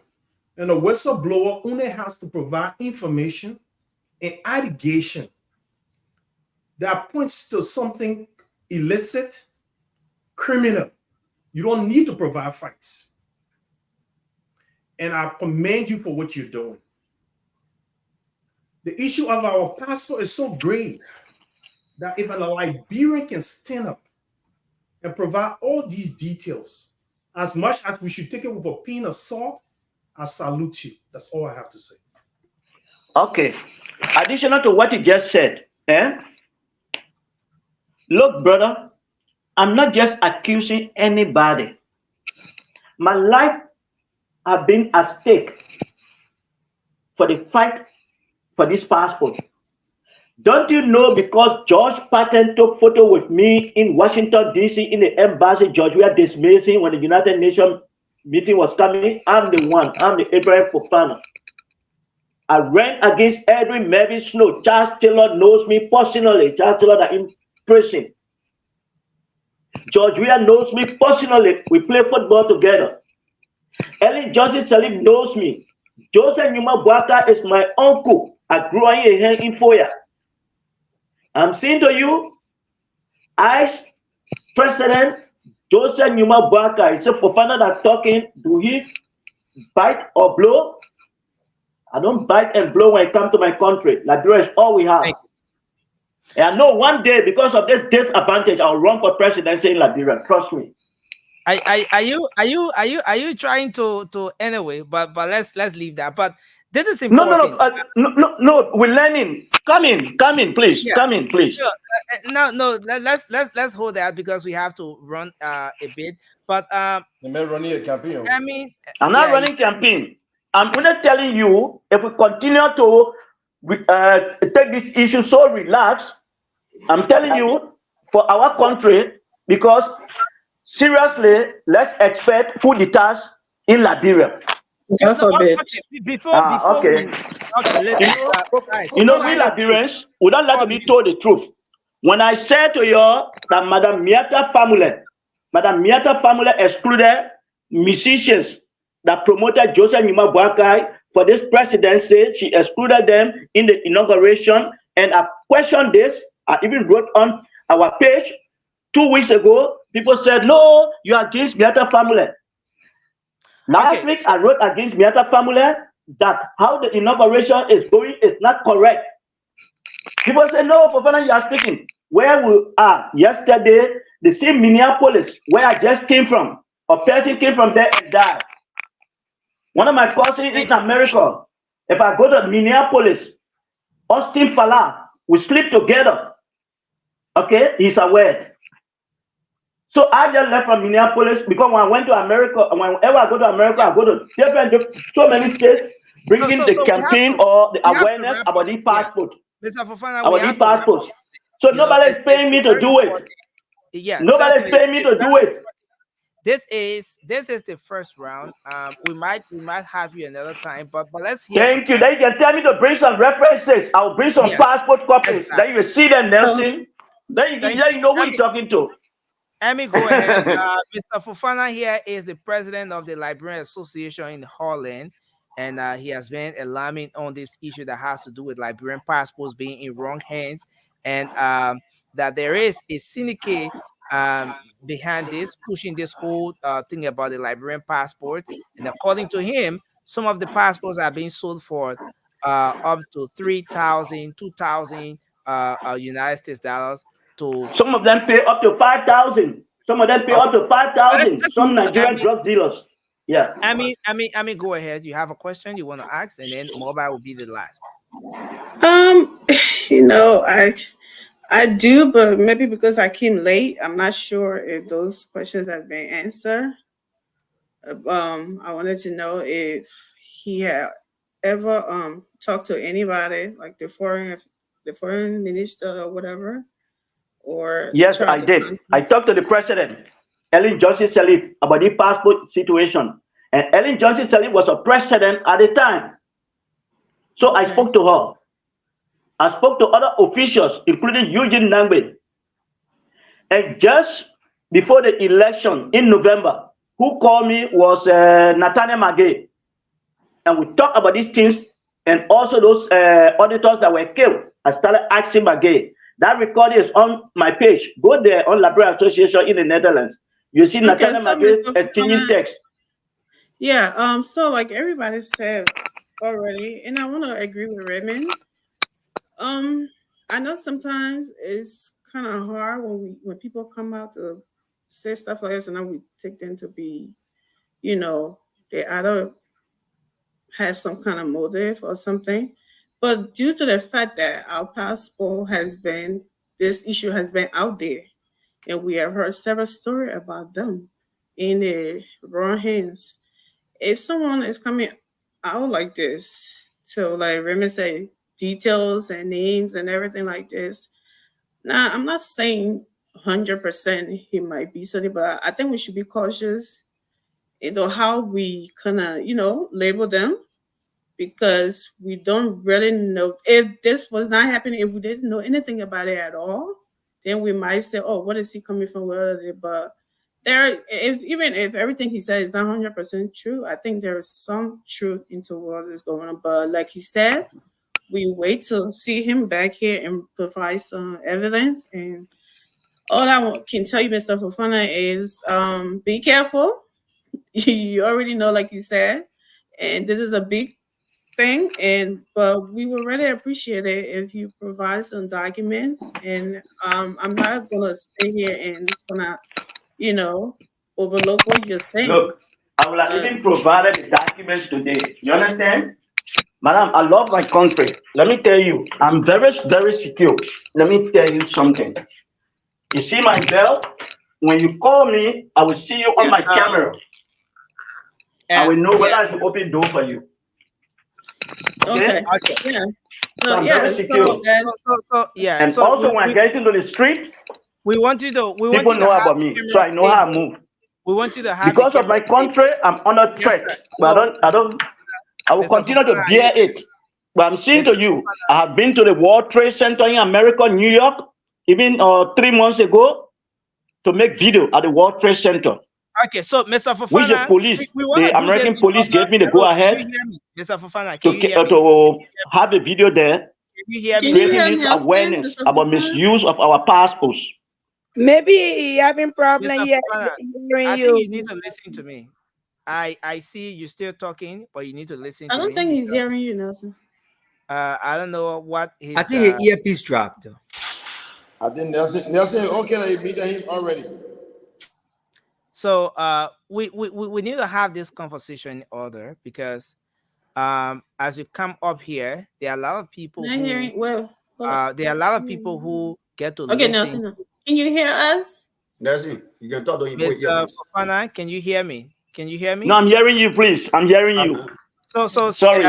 Considering that you are using you're on TV, sir. You need to stabilize your camera, okay? And then the next thing is, considering that you let me cut the TV on. Let me cut the TV on. No, you're on our TV, yeah, on our TV. No, you're on our TV, Fofana. You're on our TV. Yeah, you don't have to. Yeah, so let's do it this way, guys. Let's do it this way. We're gonna take the last question from mobile, and then we'll open the lines for people to call in and make their point, because there are a lot of people in the comment section. Some people say they know you, and some people have their own say about the information you've provided here tonight. But you mentioned Mr. Gibson Jerry. I just want to come in with this, then we take mobile. He has worked as a journalist, Mr. Gibson Jeru. A lot of people respect him in and out of Liberia. And when you talk about his involvement with this thing, that leaves questions in the minds of so many people as to how is this even possible? And why shouldn't someone out there believe that you're just trying to drag him into this thing? Okay, sorry. Let's call him. Okay. I called Jesse Geru. Mm-hmm. Are you there, Nelson? Yes, sir. You're live. Okay, I called Jesse Geru on his messenger to tell him we need to talk. It was a year ago. He didn't respond because I did not want to put those documents on social media. So I put out a special announcement against Jesse Geru on our page, Liberia Association in the Netherlands, that Jesse Geru is in cahoots with this so-called Burkinabes, Nigerians that are being issued Liberian citizenship, and later when they become German, they are called German Liberians. And let me be frank to you, with all your Liberian passport, somebody that have European passport as Liberian, he is more Liberian than you, if you don't know. So you say Do you know that? Yeah, we're gonna get to that aspect. But when you say he was Okay. when you say that he was in cahoots, No, is there he's in cahoot. He's in cahoot. I said Gelson Jeru is in cahoot with Never people. mind what it is. All the men saying. Okay. Sorry. so what is a role played here? I want us to be detailed about this a bit. What is his Look, role? in the document sent to me, from the Justice Ministry here, you understand? The Justice The Ministry document because I'm also responsible for illegal immigrants from Pakistan, Afghanistan, India, and other countries living in the Netherlands. So the Dutch government gives me money to organize activity for illegal immigrants. If you go to our page, you see it. So I always taking hall or taking somewhere to arrange for illegal immigrants to entertain them. So the Dutch government is aware of me working with illegal immigrants. If you see on this stuff that I put up for Joseph Nima Boakai, okay, if you can see, you will see that we are also responsible for illegal immigrants. Yeah, we will not see the print. Oh, okay. But if you go to my page, you will see the same stuff, and you can better read it. Yes, sir. I will advise that you avoid moving your camera and stuff like that because you sorry. Okay. Appear well. Yeah, brother, if you come to my country, I can be nervous, man. I can be nervous. Yeah. You want to adjust your camera well again. You want to adjust the camera properly. We want to see just okay. Thank you. Is it better, sir? Yeah. So are you is that in your own stuff? Is that the best of the best you can provide in terms of evidence, documentation, or whatever with respect to the involvement of Mr. Gibson Jerry? I'm keen on this because folks here want to know. Yeah, but as Mr. Gibson Jerry, one Abraham Fofana made this statement, and Mr. Abraham Fofana put this on social media almost a year now. Have you reacted? Why? Okay, thank you. Moba, go ahead with your question. I'm gonna try. Let me see if I can call Mr. Gibson Jeru. Since in fact, seriously, bro. That's a big allegation. You know, it's important. Listen, if we had the possibility, we would have even bring him on. Mr. Yenebo. You know, let him come and address names. Yeah, I mean, yes, like then you ask Nabo, do you know Fofana? Do you know Fofana? Have Fofana told you this? I want to debate with people like that. Ninabo, who happen to know me and I know him. Let's watch our direct flow also. Let the Liberian people know who's spoiling the passports. All right, thank you, Mr. Abraham Fofana, for what you do for country, and we appreciate you as much. You bring evidence, nearby future. But my question, I'm very prepared to do that. I'm prepared to do that. My questions going around the same Jerome. Are you getting any evidence or signature or any documents that Mr. Jerome signed on to attach him to what you're talking about? To get my brother, to get evidence to sustain your argument? You don't have to sign. No, because you don't have to sign. Let me tell you how it goes. I said to you, when people go ask for asylum, they are from Burkina Faso, Ivory Coast, or Guinea Conakry. You understand? When they want to ask for those asylum and they doubt them that they are not Liberians, there were Jason Giroux. I had never met him in person. I said, you know Fofana? No. Like the way I know Isaac Ninabo that I told you, I know him. And I'm saying to you, I know Ellen Johnson Sirleaf and she knows me. I know Joseph Nyuma Boaka, and he knows me. So I have never met as Gibson Jeru before. But because of those documents that came from the Justice Ministry, the Dutch Justice Ministry, making reference to him, this is how I got to know him. Oh, yeah. That's where my question was coming from. Because okay. You understand what I'm coming? Yeah, so considering what you're telling us, again, I want you to come closer to your camera, sir, because it's important. Considering what you're telling us, a document coming from the Justice Ministry there in Holland presented to you containing the name of Mr. Jerry, are you equally saying that the Justice Ministry or the Dutch government is in search or wants Mr. Gibson Jeru based on his involvement with this thing, or what is it like? I want you to give us a picture of No, I can't speak to that now. The people are doing their work. Nelson, because we have referred this to the Liberian government, they didn't do nothing. Y'all leave it. We are handling a different way. All right, my other before my second question, I want you need all this, right? Doing George Weah government, doing his regime, you need all this. And one time I saw you campaigning. I think some part of lads before the during the campaign period, I saw you campaigning for George Weah to go back. Yeah, I saw it. You got a video out there. I saw it. It was clear. You were campaigning for George Weah, and what all you just said that on George Weah government, there were a lot of diplomatic passport were issued to people who you think you fight against the government for them to fight and work. And to at least give our passport a very good look in the international scene.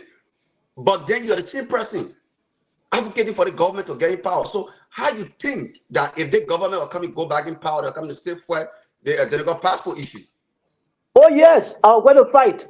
Let me tell you, I told you George Weah is my friend. No, my question is, I'm coming to your question. I've already understood your question. I'm going to go answer your question. I'm saying to you, I was brought into the process through Sir Joseph. Sir Joseph, how to call him, Jefferson Kweji. These are people that call me and they came on my page. You understand? And they talk to me. I come in 1 second. You discussing about the former vice president. Yeah. Was in Kowu and also was one of the perpetrators in the identical scam issue, the passport scam issue, right?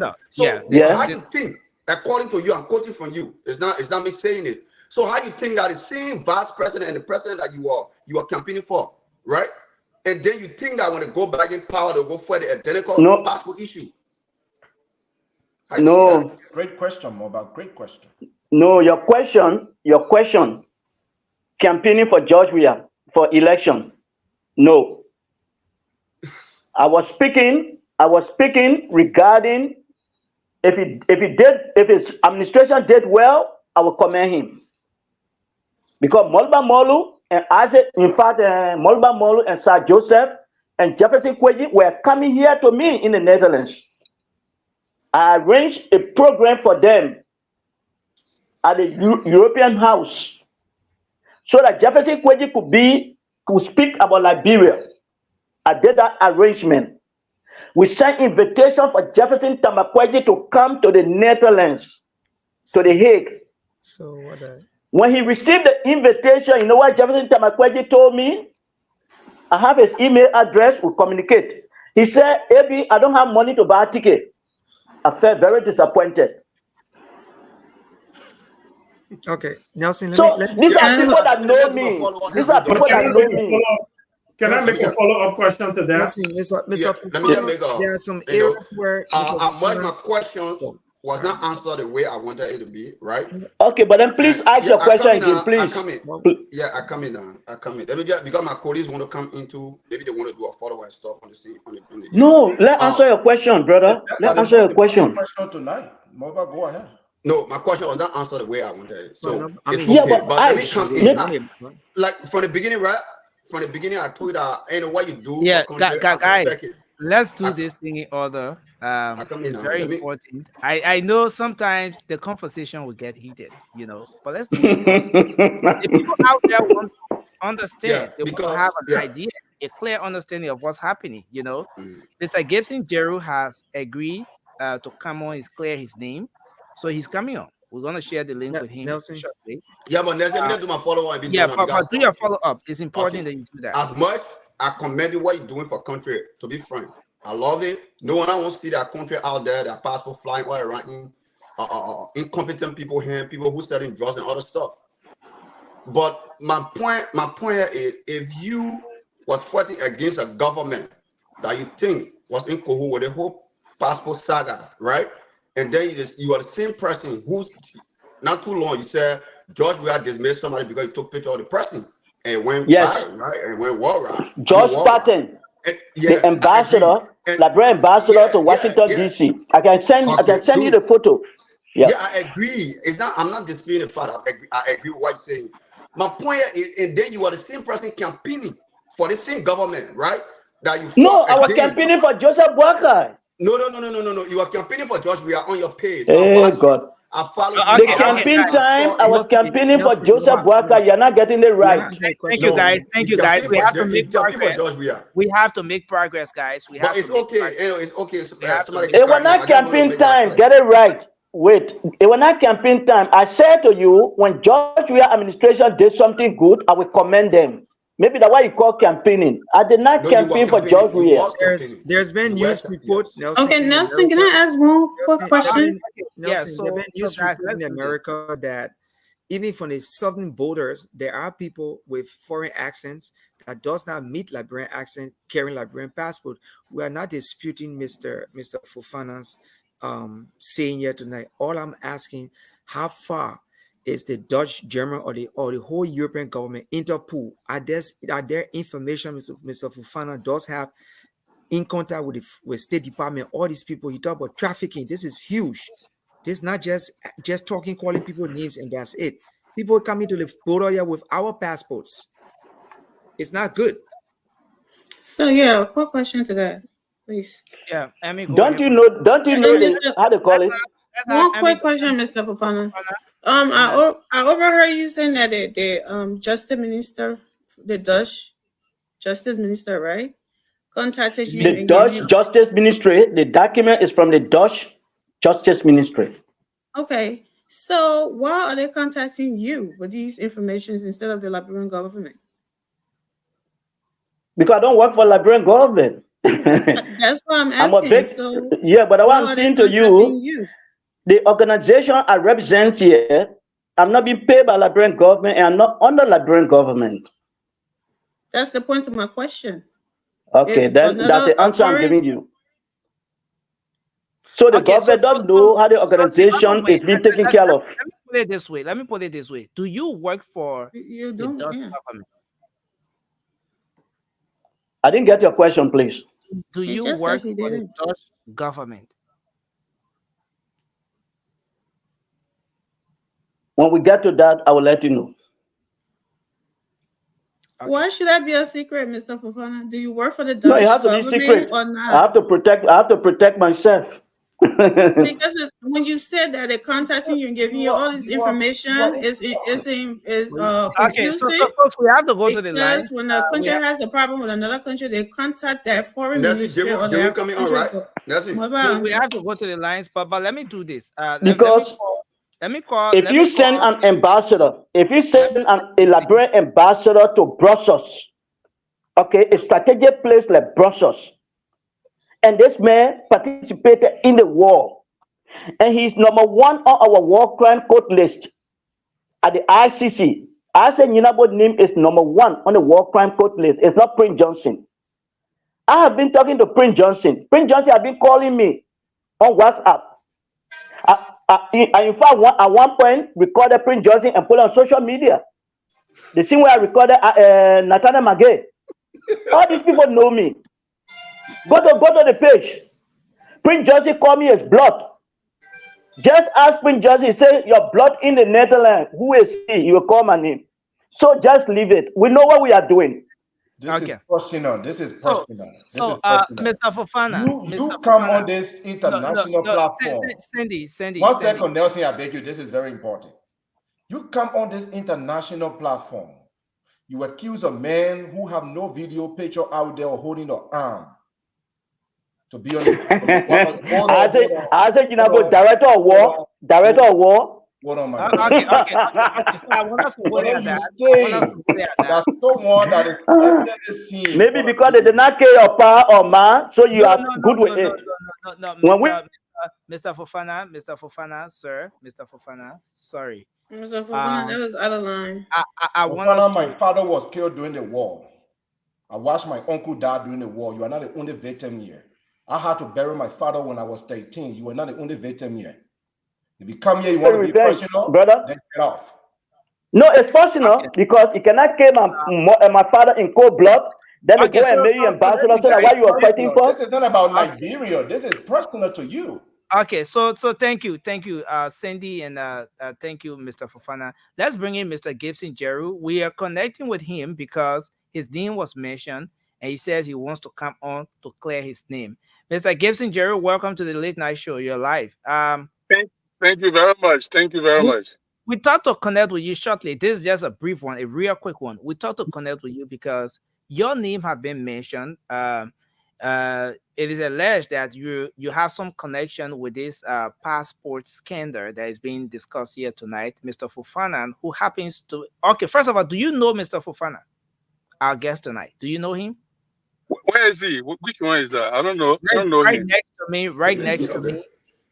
Abraham Fofana. No, ask him. Have you seen me before? No, he said no. No.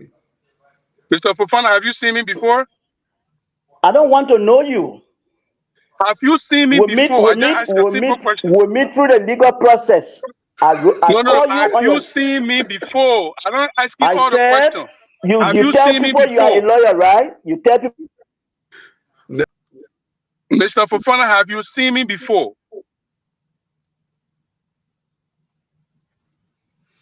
Okay, so there seem to be some issues with his connection. But Mr. Gibson Jerry, this is important because your name was mentioned. He said, according to our guest, Mr. Fofana, are you okay? Are you there? Is it just from my end? I think he looked like he's frozen, or probably he might have received a call. Yeah. I think he received a call and Mr. Gibson. Okay, yeah. But he said he had never seen you. He doesn't know you. He said he never met you. Mr. If he can come on, I got a few questions to ask him before I defend myself. But we want you to maybe start to address it while he tries to come back on. Did you have any involvement with this asylum issue, carrying on, let's say making some publications in the papers about on behalf of some immigrants or quote unquote illegal immigrants, those seeking asylum? He's back. Mr. Fofana. Yes. Mr. Fofana? Who am I talking to? Yeah, do you know the Gibson Jerry you are talking about? What did I tell your panelists? I said I don't know you. I would have got to know you through our justice ministry, justice ministry, based upon documents I received. I told them here. What did they say about Gibson Jerry? That you have been assisting people who are not Liberians because you are a journalist.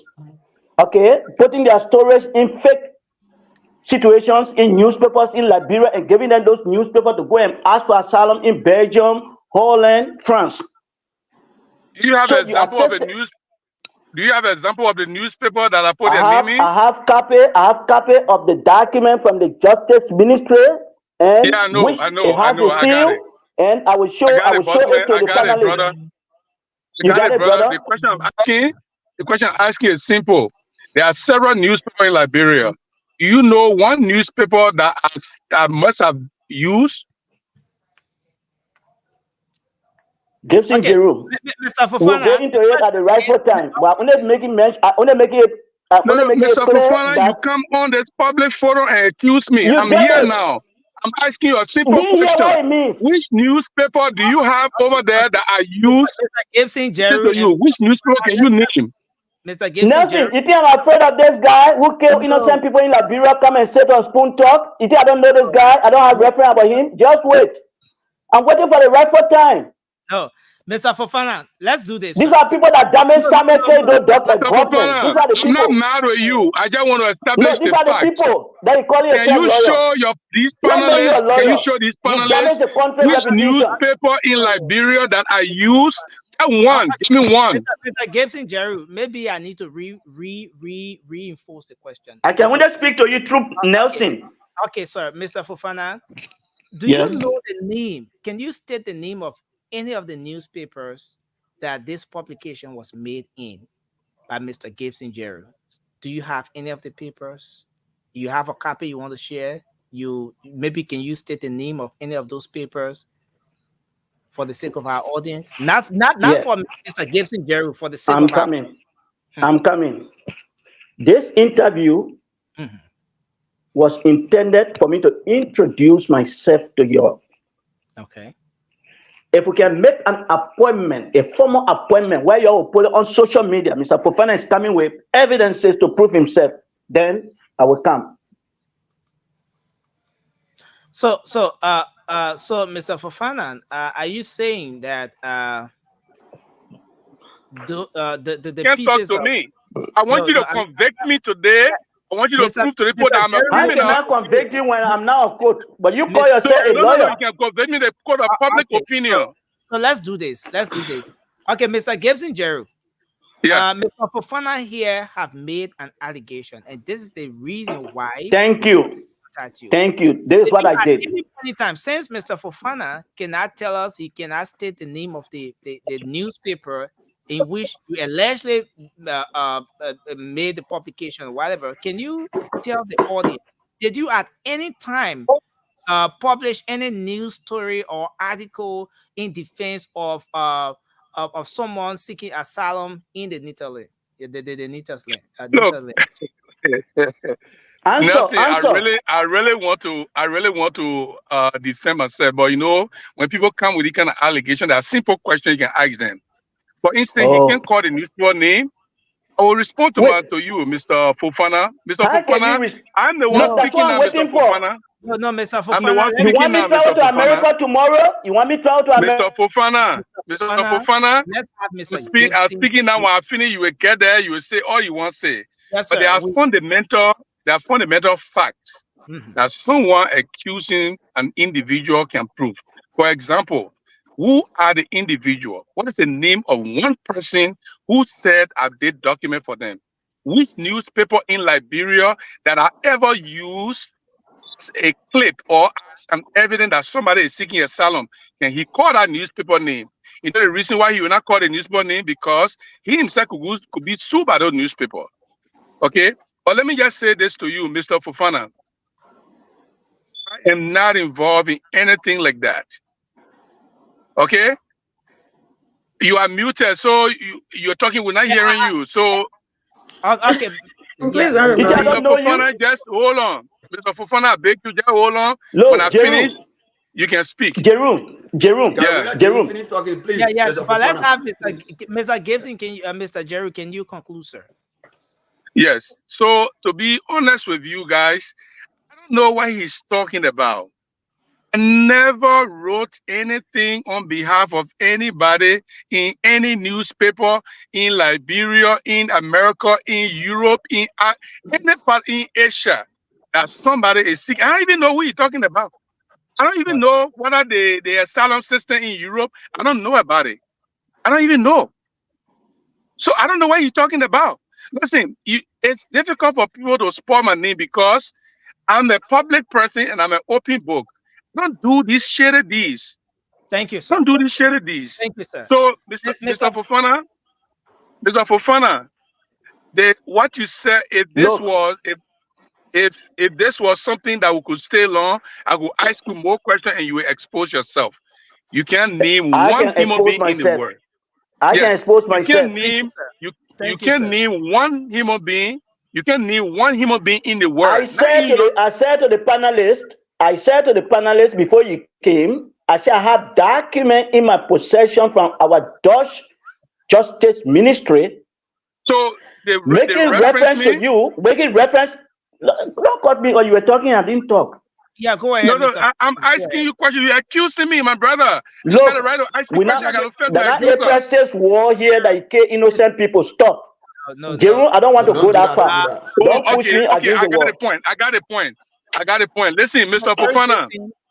Mr. Fofana, let me tell you something. You Why can should you accuse threaten me me? of other things, but about passport, about writing people named in the newspaper to give them asylum, not even do it in America, let alone to talk about Europe. I don't do that in America. Thank you, Okay? sir. Thank you. So Thank I'm you. sorry you got a misinformation and that you got to correct it yourself. And you talking My about April brother, 6th. my brother, I don't say never, sorry. Oh. Don't say Mr. sorry. Mr. The Fofana, day you made never fought. mistake, the day you made mistake, you travel through any of those airports. Okay, so The Mr. brother. Fofana, we have to But make I was progress. just in Brussels. I was just in Okay. Brussels. You Mr. Jerry wait. Gibson, I want to say thank you for showing up. It's a good thing that You wait. you've made your Your thing will sit after killing people. They are misusing our passports. Destroy the country. They are coming to destroy passports. Let me ask So you your this. thing will sit for it. Let me ask you this After one question. destroying the country, you're the same people that took the arm and destroyed the country. You, Jeru. They don't want to make You our don't even know passports. me. You don't even know me. That thing Mr. you're talking Fofana. like a foolish person. You don't know No. me. Mr. Gibson, How Jerry, you I say want I, to how you thank say you. I kill Thank people? you, sir. Thank you, sir. Thank you for appearing on the show. We appreciate you for responding to this issue, sir, Mr. Gibson, Jerry. It's a good thing that we had him to come on here to say exactly what it is. But Mr. Fofana, one quick one. We're about to go to the lines. There are people from the Netherlands that are following. They want to call. They want to make their input on the discussion as well. But I want to ask you one quick question. Do you, according to you, the document came from the Ministry of Justice of the Netherlands, uh, uh, and mentioning Mr. Gibson Jeru, his involvement in all of that. Right. Do you remember any single name in that document that and anyone on whose behalf Mr. Gibson Jeru made a publication? Brother, Okay, let me get. just a Let me first name. get. Just a first name. Look, Maybe no, no, someone. no. I will not give you first name. Mr. Fofana is having some connection issues, but we have to go to the lines. In a We have to go hurry. to the lines, guys. This Yeah. is okay. Mr. Fofana, you're back. You want to respond to that question quickly before going to the lines? So which question now? As to whether you remember any name, any of the names, maybe just a single name in that document. It's not one or two names. I told you we are busy with this man. Just leave it. How many persons? Approximately, how many persons did Mr. Gibson Jeru make this publication for? Okay, you're not stating name this time around, but about how many persons are we talking about? Estimate. More than 10. More than 10 persons. Yeah, more than 10. And these people are not from Liberia. Okay. They are not from Liberia. I have even their past, their how they call it, their photos, everything with the documents sent from the Justice Ministry. Thank you, sir. Thank you, sir. So we'll have to, Emmy, you want to ask a quick question? Then we yeah, Mr. Fofana, you're kind of making things hard for us here because there are little things we're trying to understand and you don't want to provide them. But this is a quick question. Do you remember anything like in the article, like what Gibson is saying about these people that something like, was he writing saying should happen for them or what is going on? Can you just tell what the article says? It's not article. Okay, the article. Okay. What the document is saying is Gibson. They made reference about Gibson about a continuous preparation of documents through newspapers in Liberia. Okay, for people that are not Liberians, according to the immigration, according to our Dutch immigration, for them to get a passport, for them to go into the asylum. So those newspapers or those ID cards through Jeru that they will get from Liberia, they can use them as a justification that they are Liberians. Thank you. To go into the asylum. Thank you, sir. Okay. Let's go to the lines now and take some calls. The WhatsApp number is there on the screen. You can call via WhatsApp and make your input. Our local line is 0555-101075, and you'll be live. Let's take our first call. This is the late night show on Spoon. Hello, you're live. Your name and where you calling from? This is Jerome calling from Charlotte, North Carolina. Okay, go ahead quickly, sir. Yeah, Mr. Fofana is in the studio there. He making a good point, but he's spoiling the whole thing of not even providing one document, one name, and newspaper. You accuse somebody and they come, they read on the show. That's the time you need to prove yourself to the person that this is what I got for you, so that the whole world that watching believe you. But now, first I wanted to believe you, but now it comes to the point that everything you say, oh, I can't provide. Okay, you can't provide document. Why you came with names? If you can't provide a document, then don't come with names. If you just came on the show to introduce yourself, and the right time they will call you to prove document, then you say so. Don't start calling name when you can't give proof.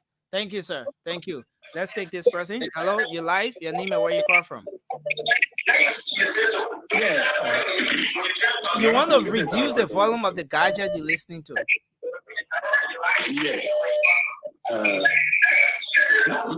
No, sorry, sir. Sorry, Yeah, we'll have to the let you background go noise. and take another person. Please make sure if you're watching your TV or you're using your computer, reduce the volume of that gadget before calling, please. Let's take this person. Hello, you're live. Yes, good morning. Yes, sir. Let's hear you quickly. Okay, I'm Otis and I speak from Lava Street, Pinsdale. Go ahead quickly. Let's hear you, sir. Okay, Mr. Fofana is making a salient point, like everybody's saying, but he's not giving facts. But let me tell you, my brother, this is serious, Nelson. This is a serious issue. Even in the various offices in Liberia, yet the new government really got to fight. The people are all in the system. I have stood in the police station in 2021 to get a police clearance that they paid me over $40, but someone brought a whole pile of sheets with a lot of people from out of the country fingerprint on it. They printed on the phone. And those people were given the documents. Thank you. Believe that, but this is real. It Thank you, happens sir. every day. Thank you. Because why we have so many unprofessional people occupying those offices. The issue about Gibson could be right, either true or true as well. Let's take it this way. I have seen a paper that someone printed information in only a single paper and not all the papers that were to be on sale for that day. So it's possible, but it's just Dr. Fowler is not just giving us what we really need, but these things he said is true, but there's no authentication. Thank you. Thank you. Hello, you're live. Your name and where you call from? Okay, hello, Nelson. If I'm the one you are talking to, Yeah, you are the Jerry one. Ferguson. You are the one I'm talking to, sir. Okay, I'm Jerry Ferguson. I'm calling from Northern Ontario, Canada. Okay. I just want to give this as an advice to Spoon TV. Before you guys bring in somebody on this big platform, can you please know the subject and topic of the person?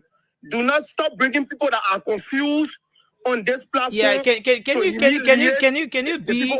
you be a bit respectful to our guests as well and go to the point, sir? What's the issue?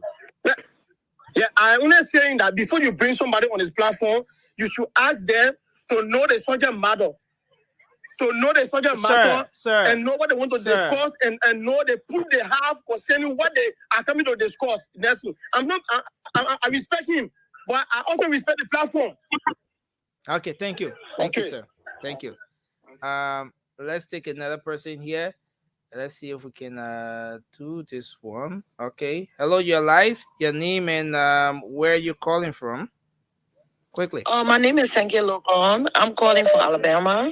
I got a question for Mr. Fofana. Who is Mr. Fofana for the Justice Ministry of whatsoever country he in to give him this kind of information? Who is he? What his position? Because these are classified documents. Okay. Why it should be given to him? That's my question. Thank you. Hello, you're live. Your name and where you call from?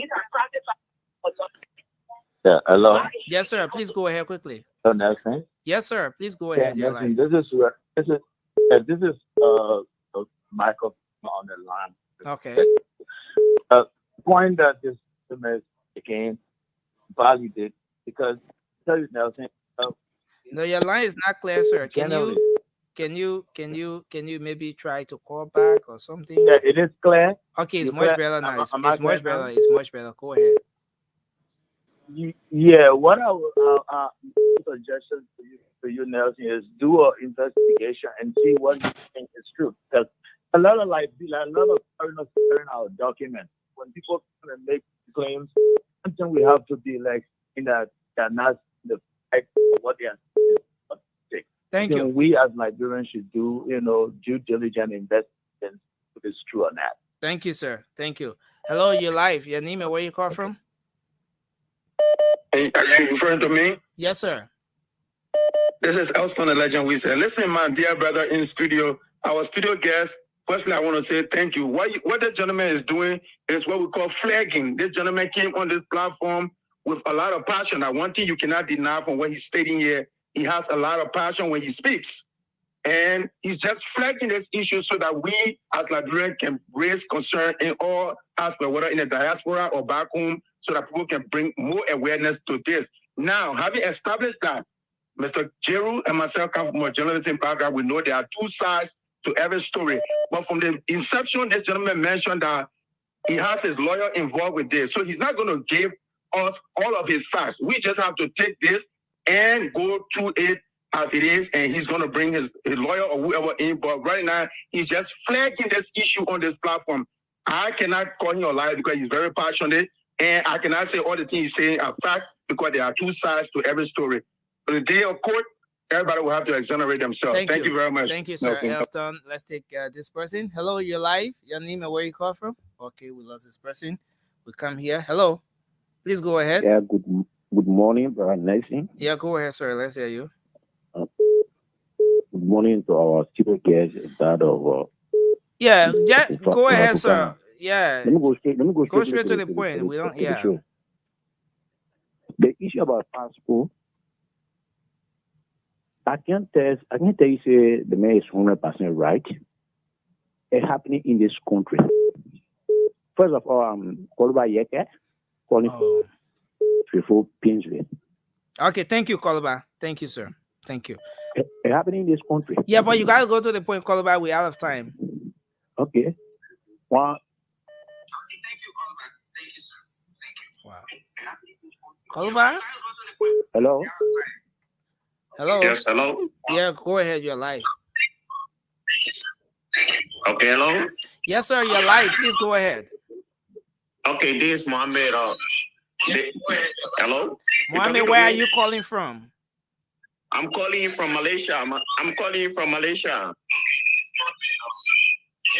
Mohammed, please try to make sure that your gadget is off before calling. There's a terrible feedback and it's not good for the show. Please try to do that. Let's take this person. Hello, you're live. Hello, yeah. Dear brother. Yeah, please go ahead. Yes, I just want to ask one question to Mr. Fana. Mm-hmm. What I understand diplomatically, to find a political asylum, there must be a reason. Mm-hmm. It's not just because you obtain a passport. So what are those reasons these guys were giving to the countries in Europe that they were filing these political asylum? What are the reasons behind it? Because a political asylum either was in your country or you did something to the country, people is chasing after you or something. So if Mr. Jeru, like he claimed, was preparing people, passport, and sending them to Europe, what is the reason behind those political asylum? Thank you. Thank you. Thank you, sir. We'll take the last two calls and then we wrap up. We take this person here. Hello. Okay, let's take this one. Hello, you're live. Hey Nelson, how you doing, sir? This is Emmanuel Foley. Okay. Just to make my point real quick, I want to say hi to Amy. That's all. And to what those your guest is saying or accusing Jason of. To a point, not the passport issue, but this is not the first time I've heard someone accusing Mr. Juru of participating in the war in Liberia. I'm not saying funny and guilty for anything, but if Jason is being accused by this individual, I think Jason should be trying to either go to the legal way or try to vindicate himself. But if you heard Jason's justification, he said, you can accuse me of anything other than the passport issue. Okay. Is Jason alluding to the fact that he fought in the war, that he killed and did that? Because Jason has denied these accusations. Thank you. Thank you, sir. He's not denying them. Thank you. Thank you, sir. Thank you. Let's take our final call. We're out of time. That's why I'm calling from the Netherlands, man. Okay, you're calling from the Netherlands. Okay, go ahead. I'm Alexander T. You don't know me, but you will know me. I played football when you were a young boy. That guy who said he yesterday is a liar. That guy is a pathological liar. That's it. This guy. Okay. Wait. I'm coming. I'm coming. Let's take this thing easy.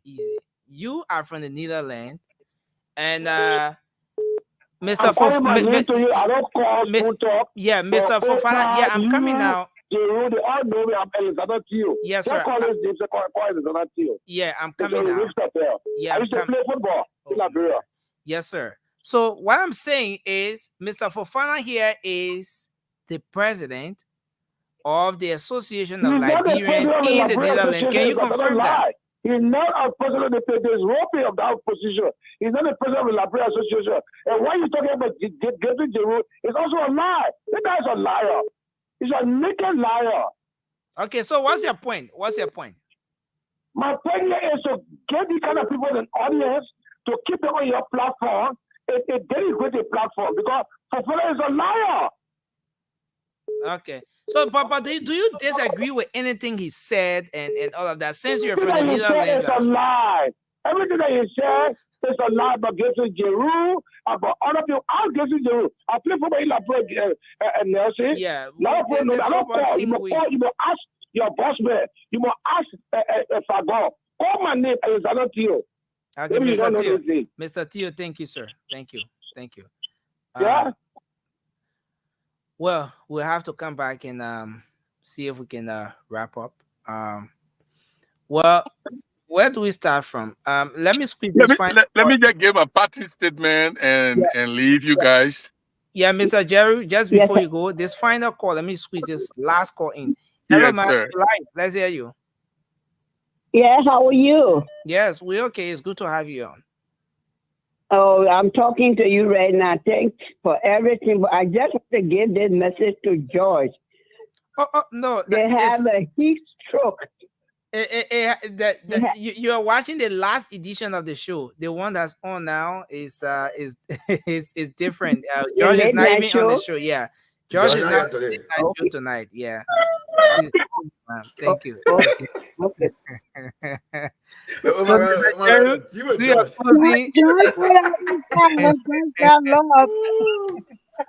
The people get too much love for Josh. Yeah, Mr. Gibson Jerry, please go ahead, sir. Mr. Jerry.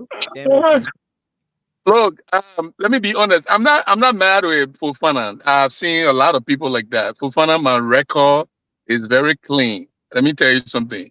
And those of you who don't know, my being in America is by the American government. I'm here. I was brought here by the US government. So they know me before they brought me here. So I can't be in America at the same time doing paperwork on newspaper.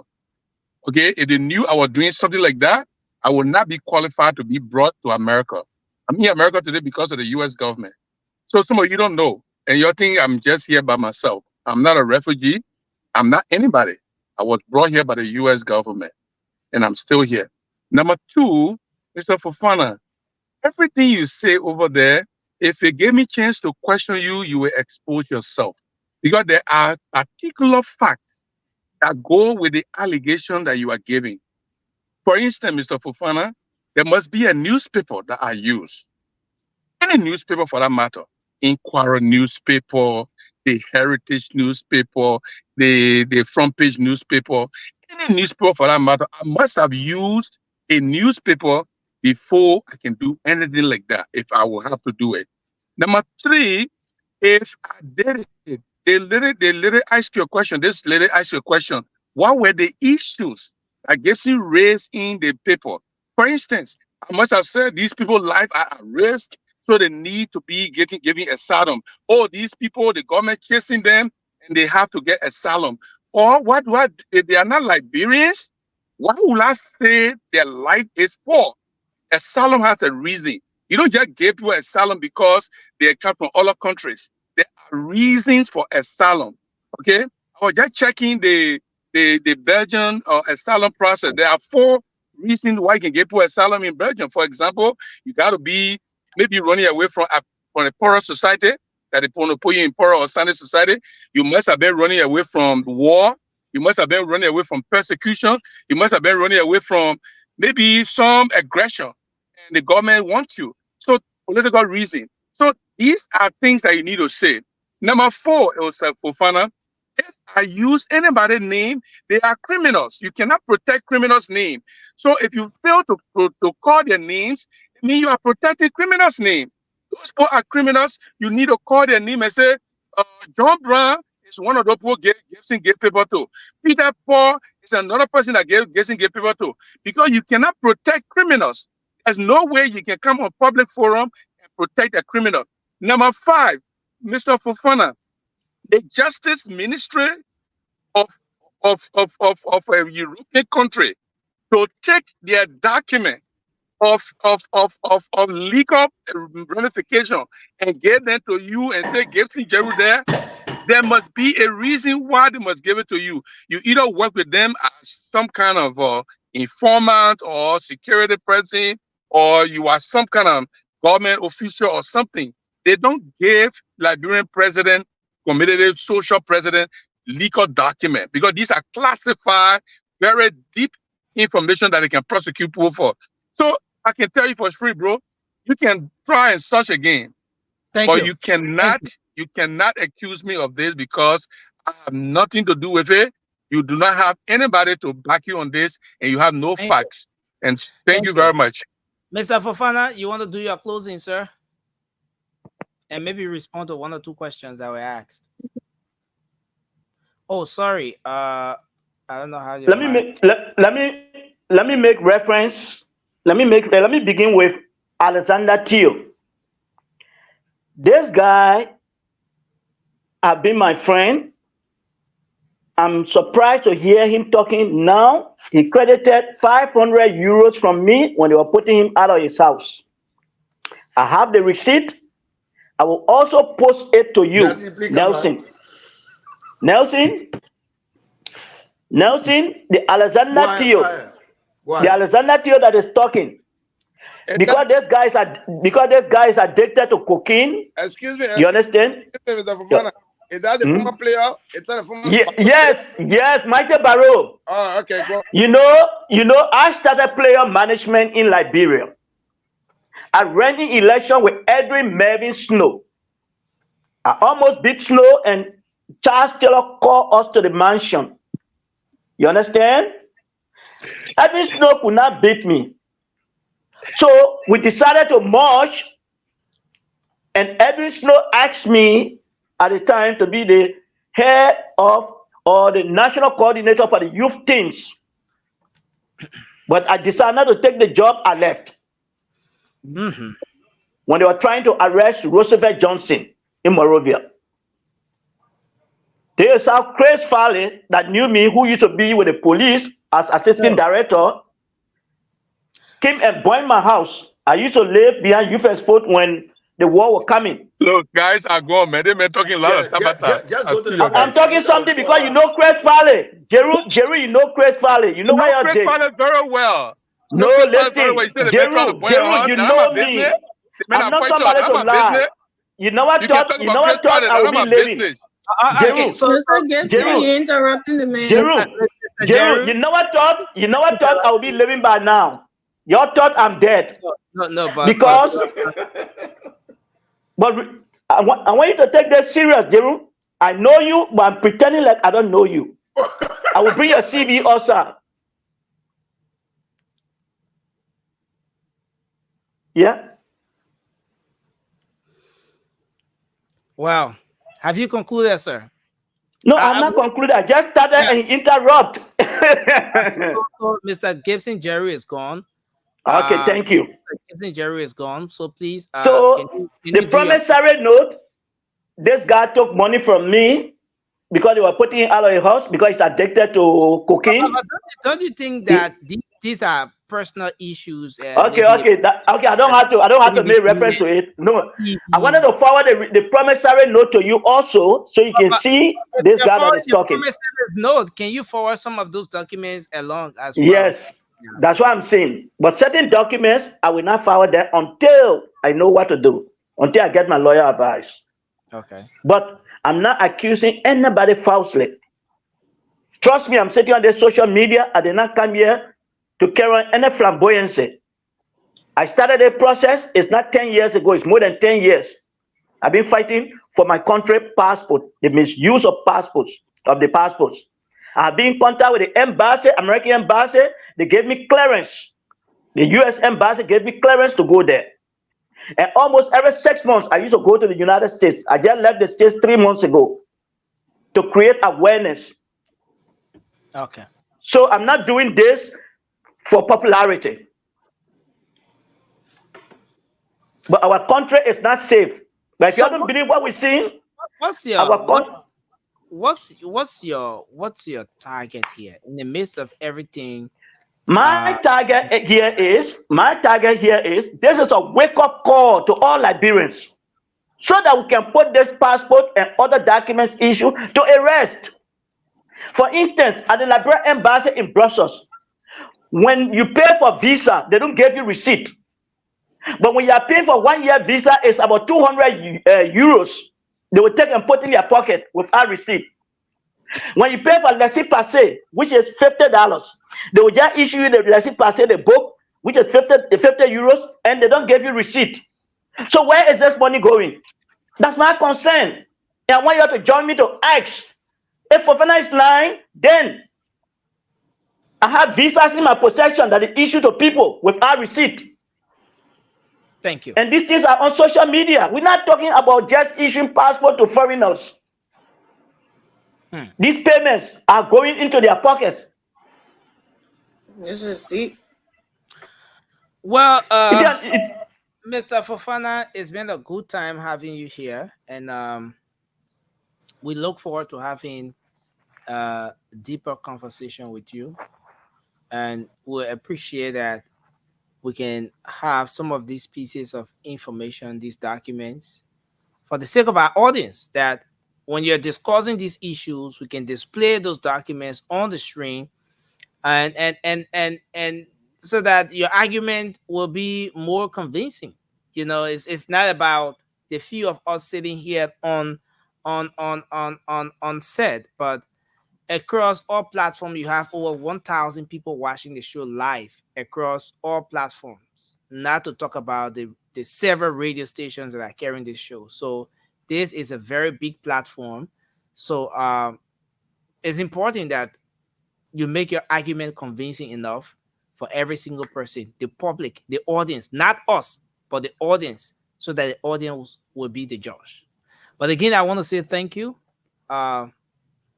Fofana, and we look forward to having a deeper conversation with you. Thank you for being here tonight, sir. Okay. I want to say thank you to all the panelists. Thanks for your patience. And I want you all to please think about what I'm telling you. This is not about Fofana. I don't have no problem. I have free food here. I have free clothes. I have big house. I don't need nothing. I'm satisfied with what I have. But this my fight is about Liberia. But if you think that Fofana fighting for himself, okay.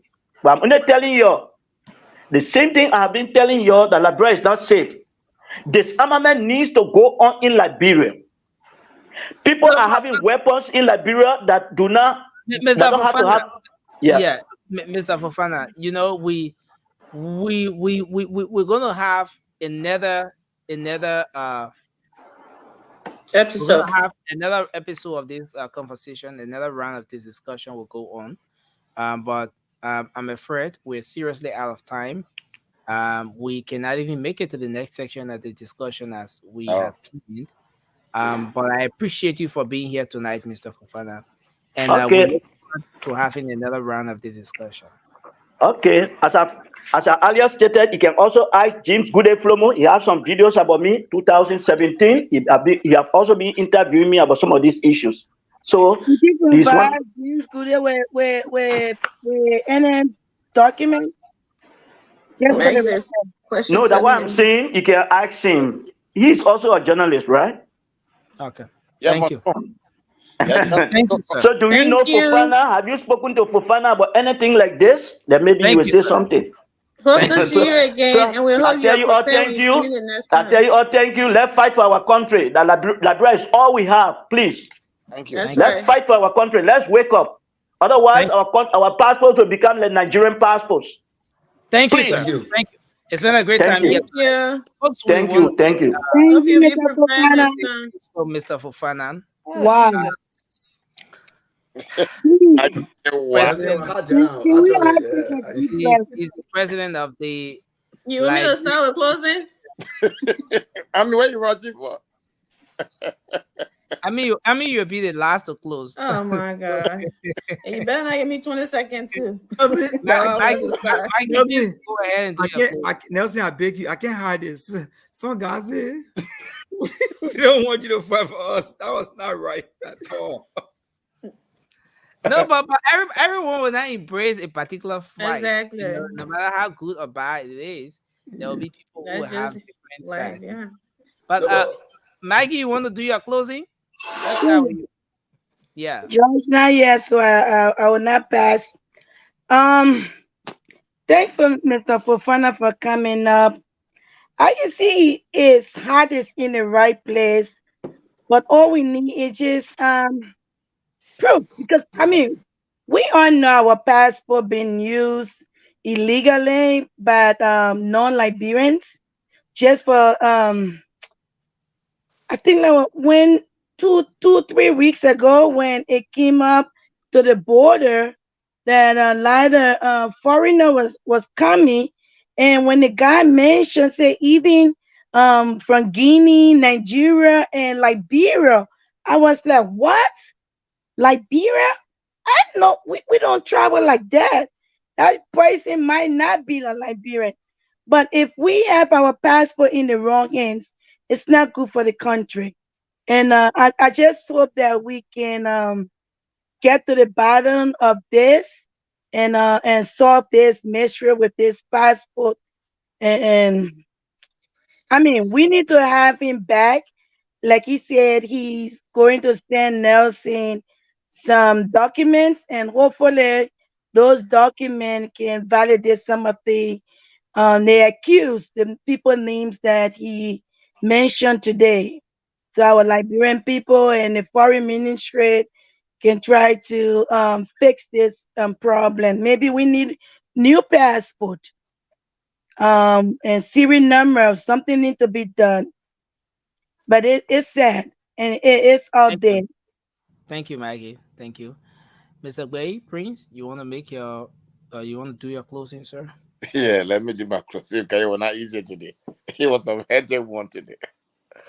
Well, you know, Mr. Fufana brought some issues, but then the issues that he brought on this show, I mean, we need facts because the people listen to us and they respect this network hardly. So when you come in, our producer gains some little. We know everybody. We know that brand passport is all over the place in the hands of dangerous people, in the hands of foreigners.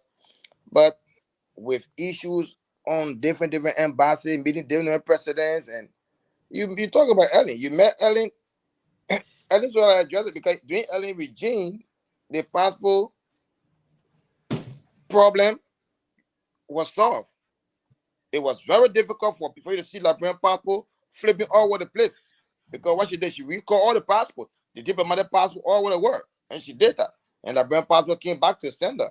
with ECOWAS. But then during the 6 year again, it flip again. So we know it happens. So, but the thing is that when you bringing information, you gotta be factual to say, oh, I got this document, I'm sending it to you, Nelson. We can't get be thinking about, oh yeah, I mean, I got this. So you should have waited for your lawyers, I mean, to get in touch with the government, like the government of Liberia, to see how they can start working on things and put those involved. What you talking about, Jerome? When Jerome kind of with Brussels, he will see any. Come on, I mean, but again, I just want to say thanks to you all and to our listeners out there, and especially for Thank you. the thing that happened during the inauguration program. It's a serious issue. You came to church late, so you can read some. I If you know know, that thing. I know, Yesterday we handled that thing sufficiently. but in the beginning, I want to show you kept me the body went off. No, okay. So, I mean, very important thing is that we had a discussion in the background, and we decided to come official, and No, no, then no, no. It was not yesterday. I mean, you guys were looking pleasant. And the reason why you saw me in the back when I saw about it, well dressed. you disregard. I know I You got got scared, eh? No, I know I got information. If I had the information, I want to take a soup with me to my office. Okay, great. That's a great one. Yeah. Raymond, you want to do your closing quick? I want to thank Mr. Fufana for the courage of standing up, even in the midst of doubts from many persons, doubting his story. He spoke passionately. He didn't stutter in calling names. He didn't pause to think to respond to things. It came up naturally. I believe his story. I'm not saying it's factual or not factual, but a yardstick of being a whistleblower doesn't mean you have to present facts. And we cannot change the rules. International media put out news where to put a disclaimer on verified information. That doesn't hold them back from providing the information in real time.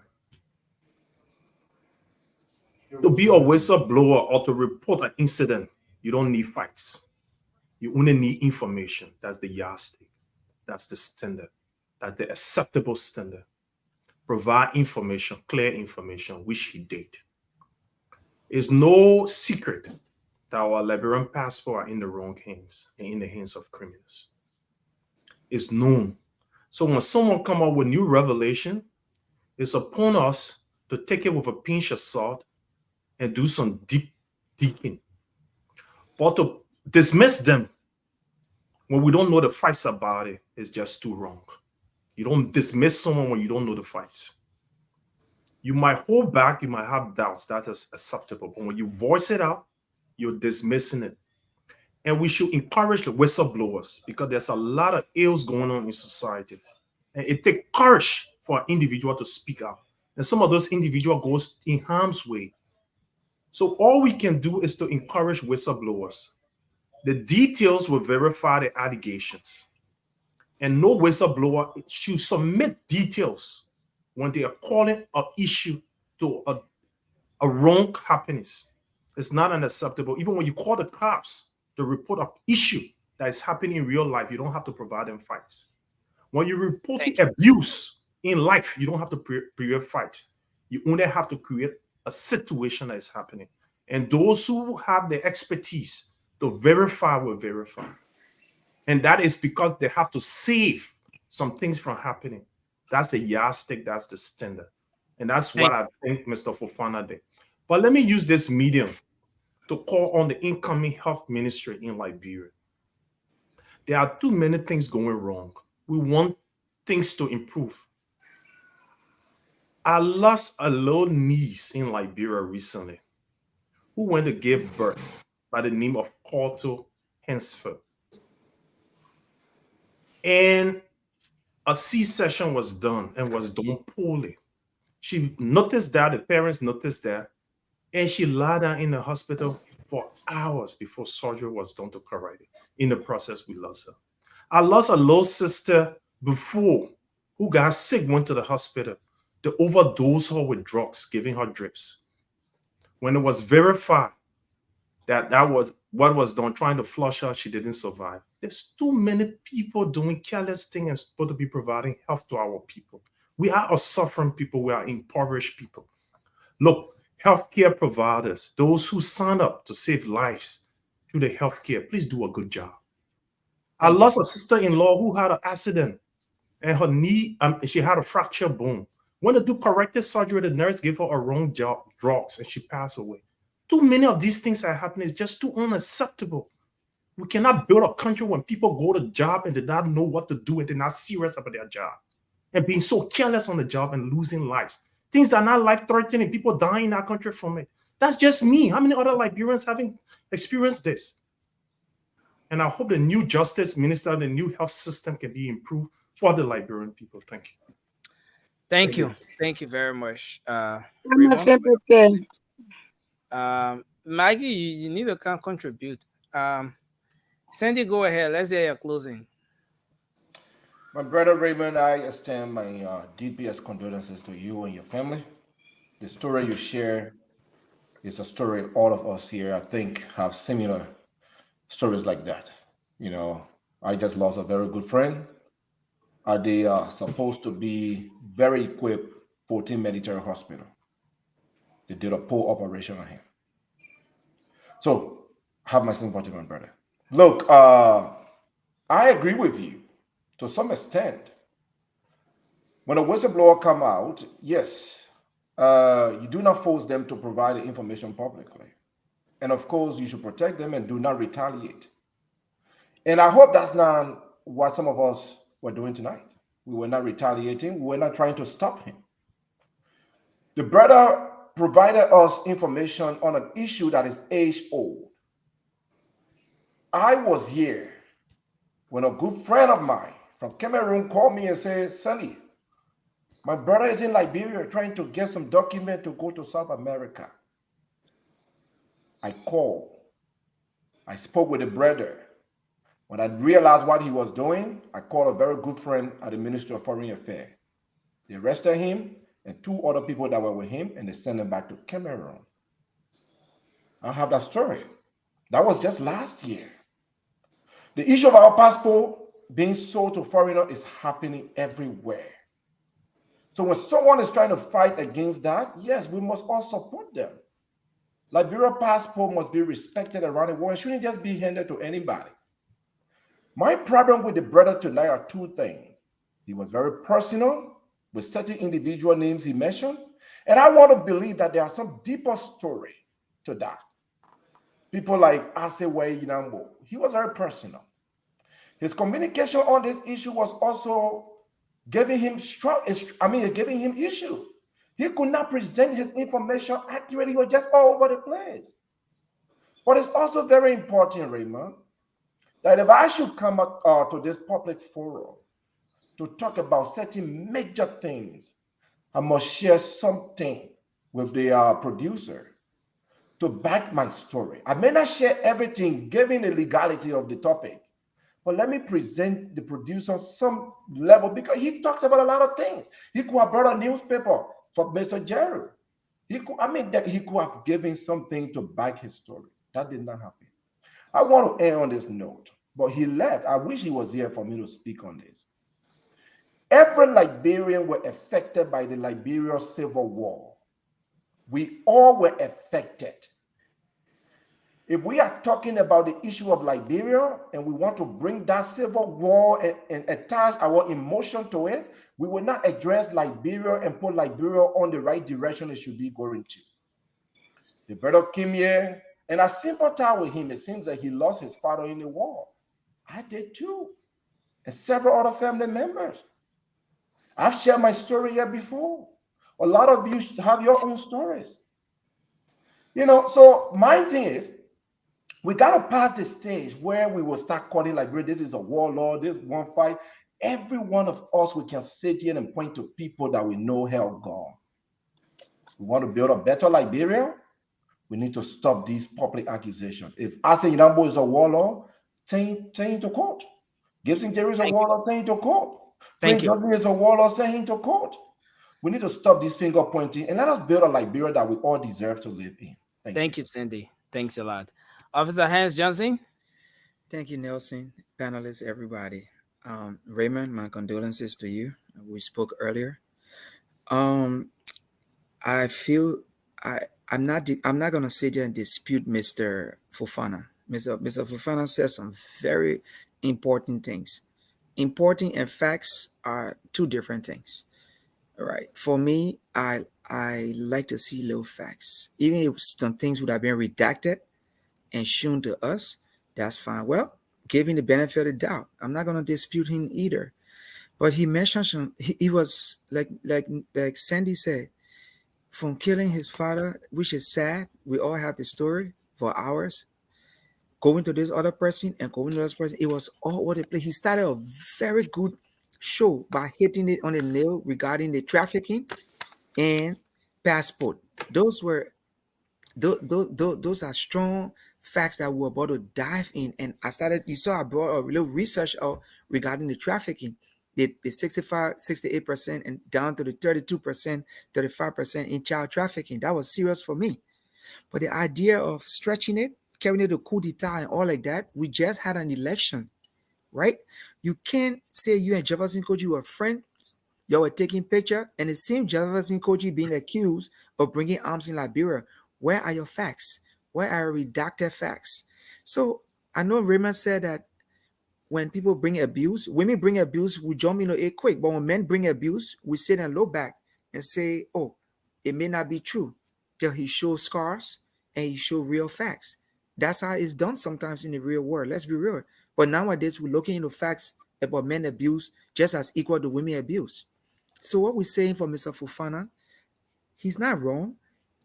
I heard beside Mr. Fofana, a friend of mine brought this issue up to me because I'm a cop. But I said, take this to the FBI, take this to the Dutch government. That's beyond my reach. The best advice I can give you is go higher. If you're a whistleblower, you got documented facts, that's good. So I'm just begging him to stay safe. I'm kind of afraid for his safety now. If all he said tonight is true, because he pointed out some things that's so much facts in it. But I mean, true in it, but we don't have the facts for ourselves to see, which is true. He won't give it to us because we are nobody, according to him. The next time I advise he sit with his lawyer or some legal counsel before he start ditching up things. And there is so much he knows. I would ask the Joseph Boga government to form a task force of Bureau of Immigration, Bureau of Police, Bureau of Passport Agency, and try to look into this issue as soon as possible because things are getting out of hand. This just not like Bureau passport. This is ECOWAS passport. Thank you. Thank you very much. You want me to go? Mr. Johnson, yeah. Yeah, for me, what all he said tonight, I believe it. And first of all, Raymond, my condolences to you, my brother, and your family for your loss. But where I was a little bit, he was a little bit personal, more especially with Jerry Gibson. I'm not a fan of Jerry Gibson. I'm not here to protect him. But if he send certain allegation or say certain allegation against people like Jerome, and I went to his page, for final page, I was looking at some documents. But what all I see is just it's just something that it's like somebody laying complaint, and the Dutch government just put our same complaint down and plus what he said, and they just put it on a page, something like that. And I was going through it, and I saw Jerry Gibson picture and other a warlord picture. But it point out anything that Jerome Gibson and it was the negotiated deal. But I'm not here to protect Jerome Gibson. I'm not a fan of Jerome Gibson, but I'm just here to lay it straight. And I'm gonna commend him what he's doing because for the last six years, our passport have been all over the place. Until our passport, sometimes Liberian when we're traveling, we feel like we feel less important when we go to airport. People look at us like a tourist. They want to scrutinize you in a way that you say you'll be like you don't even know what to do because they will take your passport, they will take your corner, they will charge you, they will do all kinds of things to you because your passport is deep value in the market in the world. Let's say in the world. So based on that, all the people who fighting for this identical passport saga or the passport issue, we will commend them and we will help them, we will fight with them to make sure we bring dignity to our country, because our country mean a lot, more especially when waving that flag. It mean a lot. A lot of people want it because they're getting it free. And we are disputing the fact that what he's doing is wrong. But I think when he coming up with the type of issues or the type of topics, sometimes you got to get all the evidence or the facts. You just come with a little bit of maybe a glance something that people will look at and say, oh yeah, what the man saying is 100% true. And what he's saying, apart from calling names, right? He's on track, because we all seen it. Andrew Wapo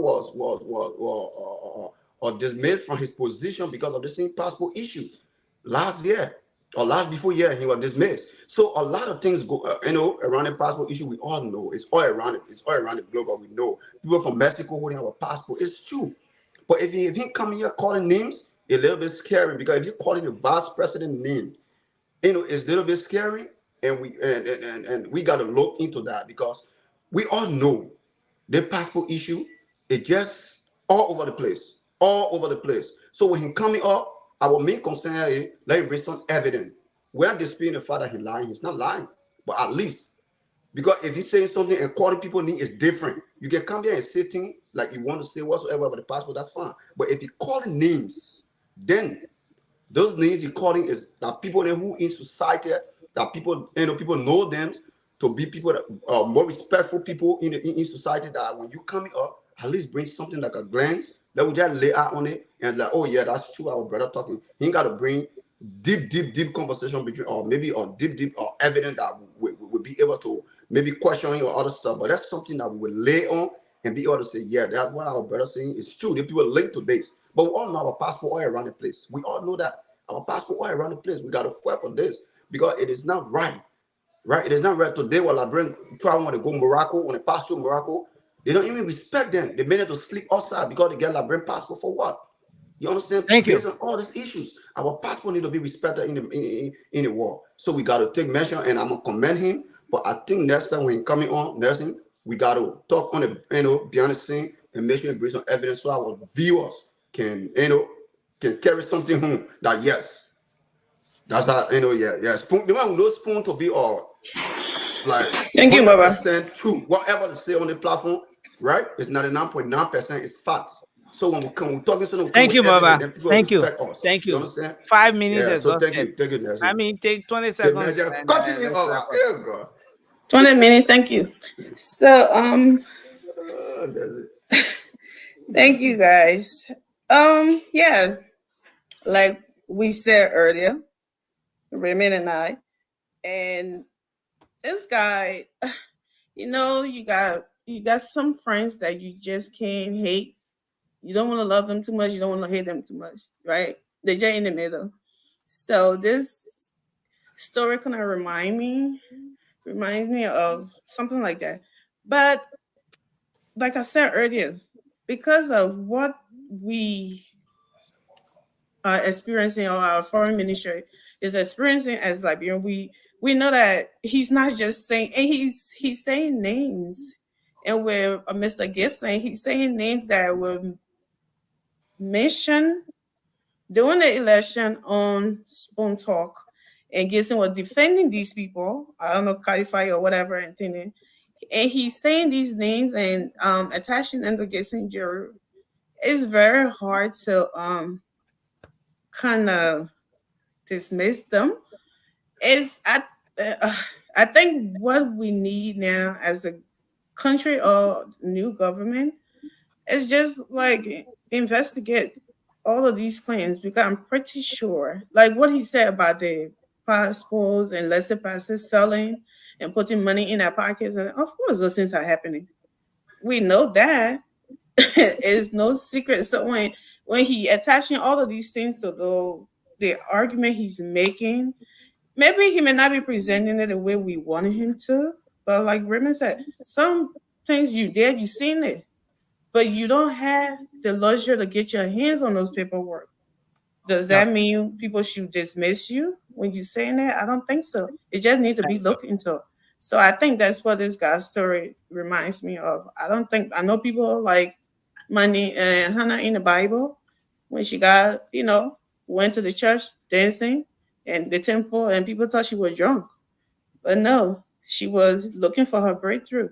Because so sometimes when you're doing these things, you oh, this guy not correct. He must be crazy. He must be this one.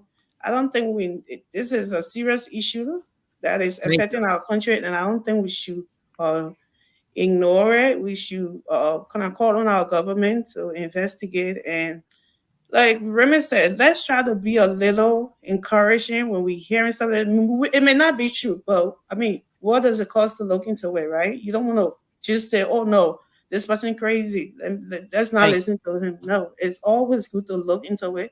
It's better sorry than I mean, it's better safe than sorry. So I think that's what we should do next time. We hope that he will come, like you said, he will get some documents. We hope and pray that he does that, but I should have had some deep inside of me. I'm a little convinced and a little doubtful, a little bit, but I think it's something serious going on here, and we shouldn't dismiss it. Thanks a lot. Thanks a lot to everyone. Can you mute, Amy? And we want to say thanks to all of our viewers.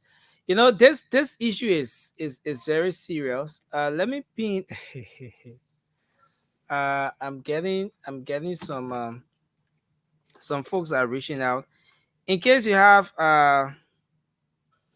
you know, some more information on this thing, I'm pinning my number up here. You can reach out on this number.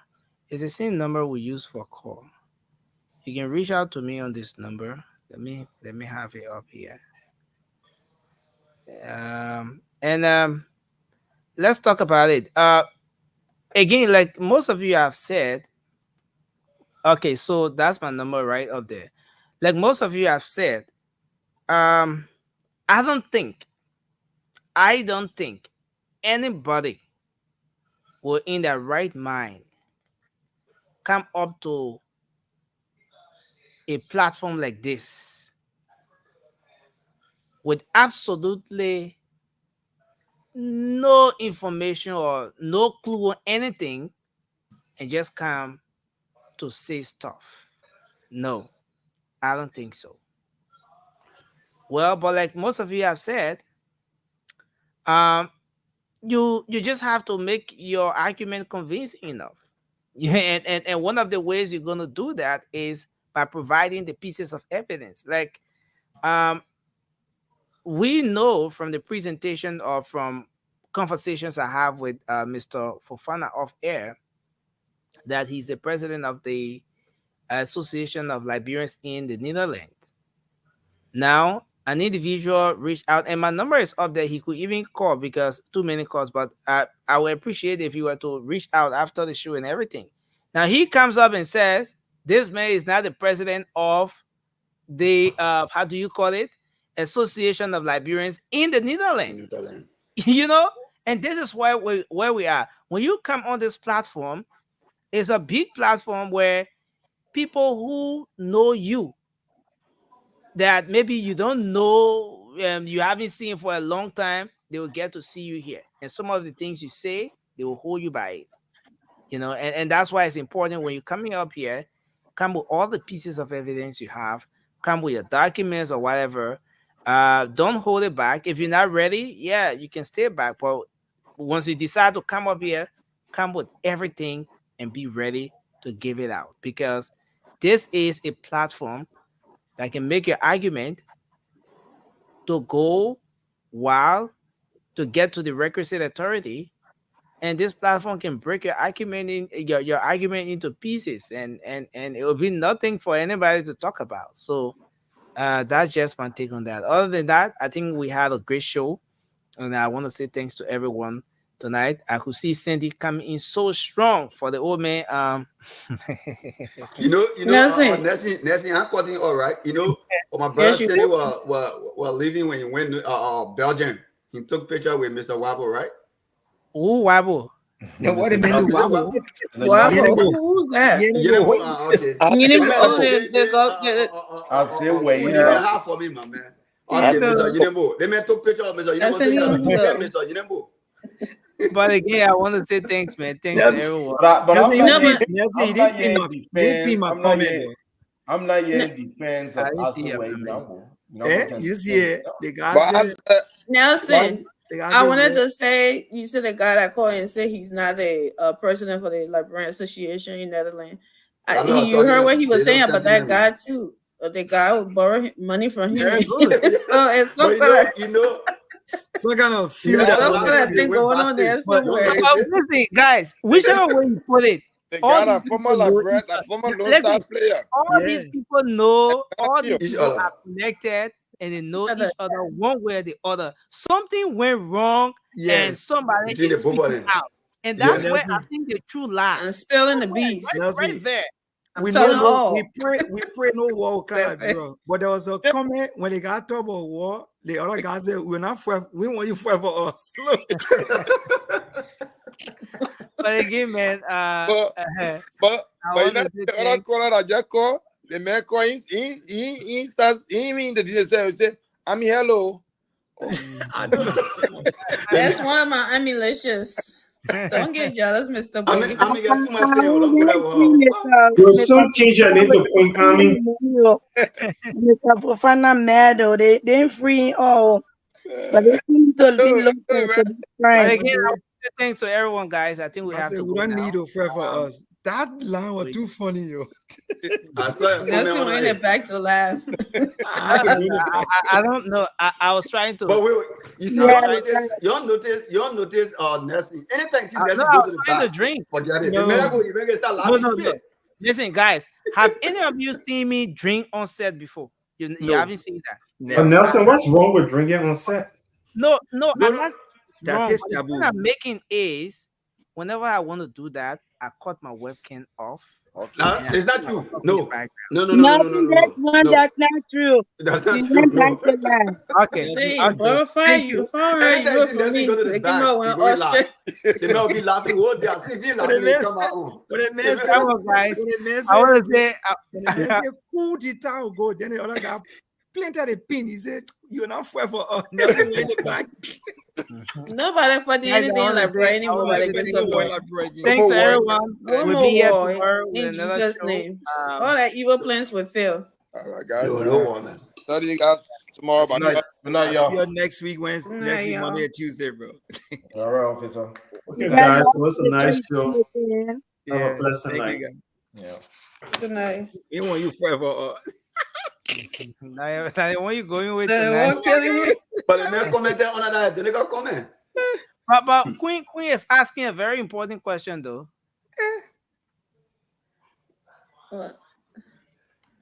We gotta know the answer. The man not married yet. But when the man want you there. That be nutty, Queen. Your B sister. That Queen herself. That Queen, this is so. That Queen herself. I don't know that. Maybe Queen trying to hook somebody else up. The man married. The man married. The man get 40 kids. The man married. No, but link Queen Mobile. Yeah, Queen. They say cry unkra. You don't be my pepper anymore. Thanks, guys. Don't use your mother. You my baby. Good night, Nelson. Yeah. Well, folks, we want to say thanks a lot to you out there for being a part of this edition of the Late Night Show. We'll be back tomorrow with another edition of the program. My name is Nelson Collier. Till we come your way again, have a good night. Bye-bye for now. Yes, sir. A special one from the CEO, Stan coming with the spoon. And your boy, right at the Southern Band. Charges on the beat.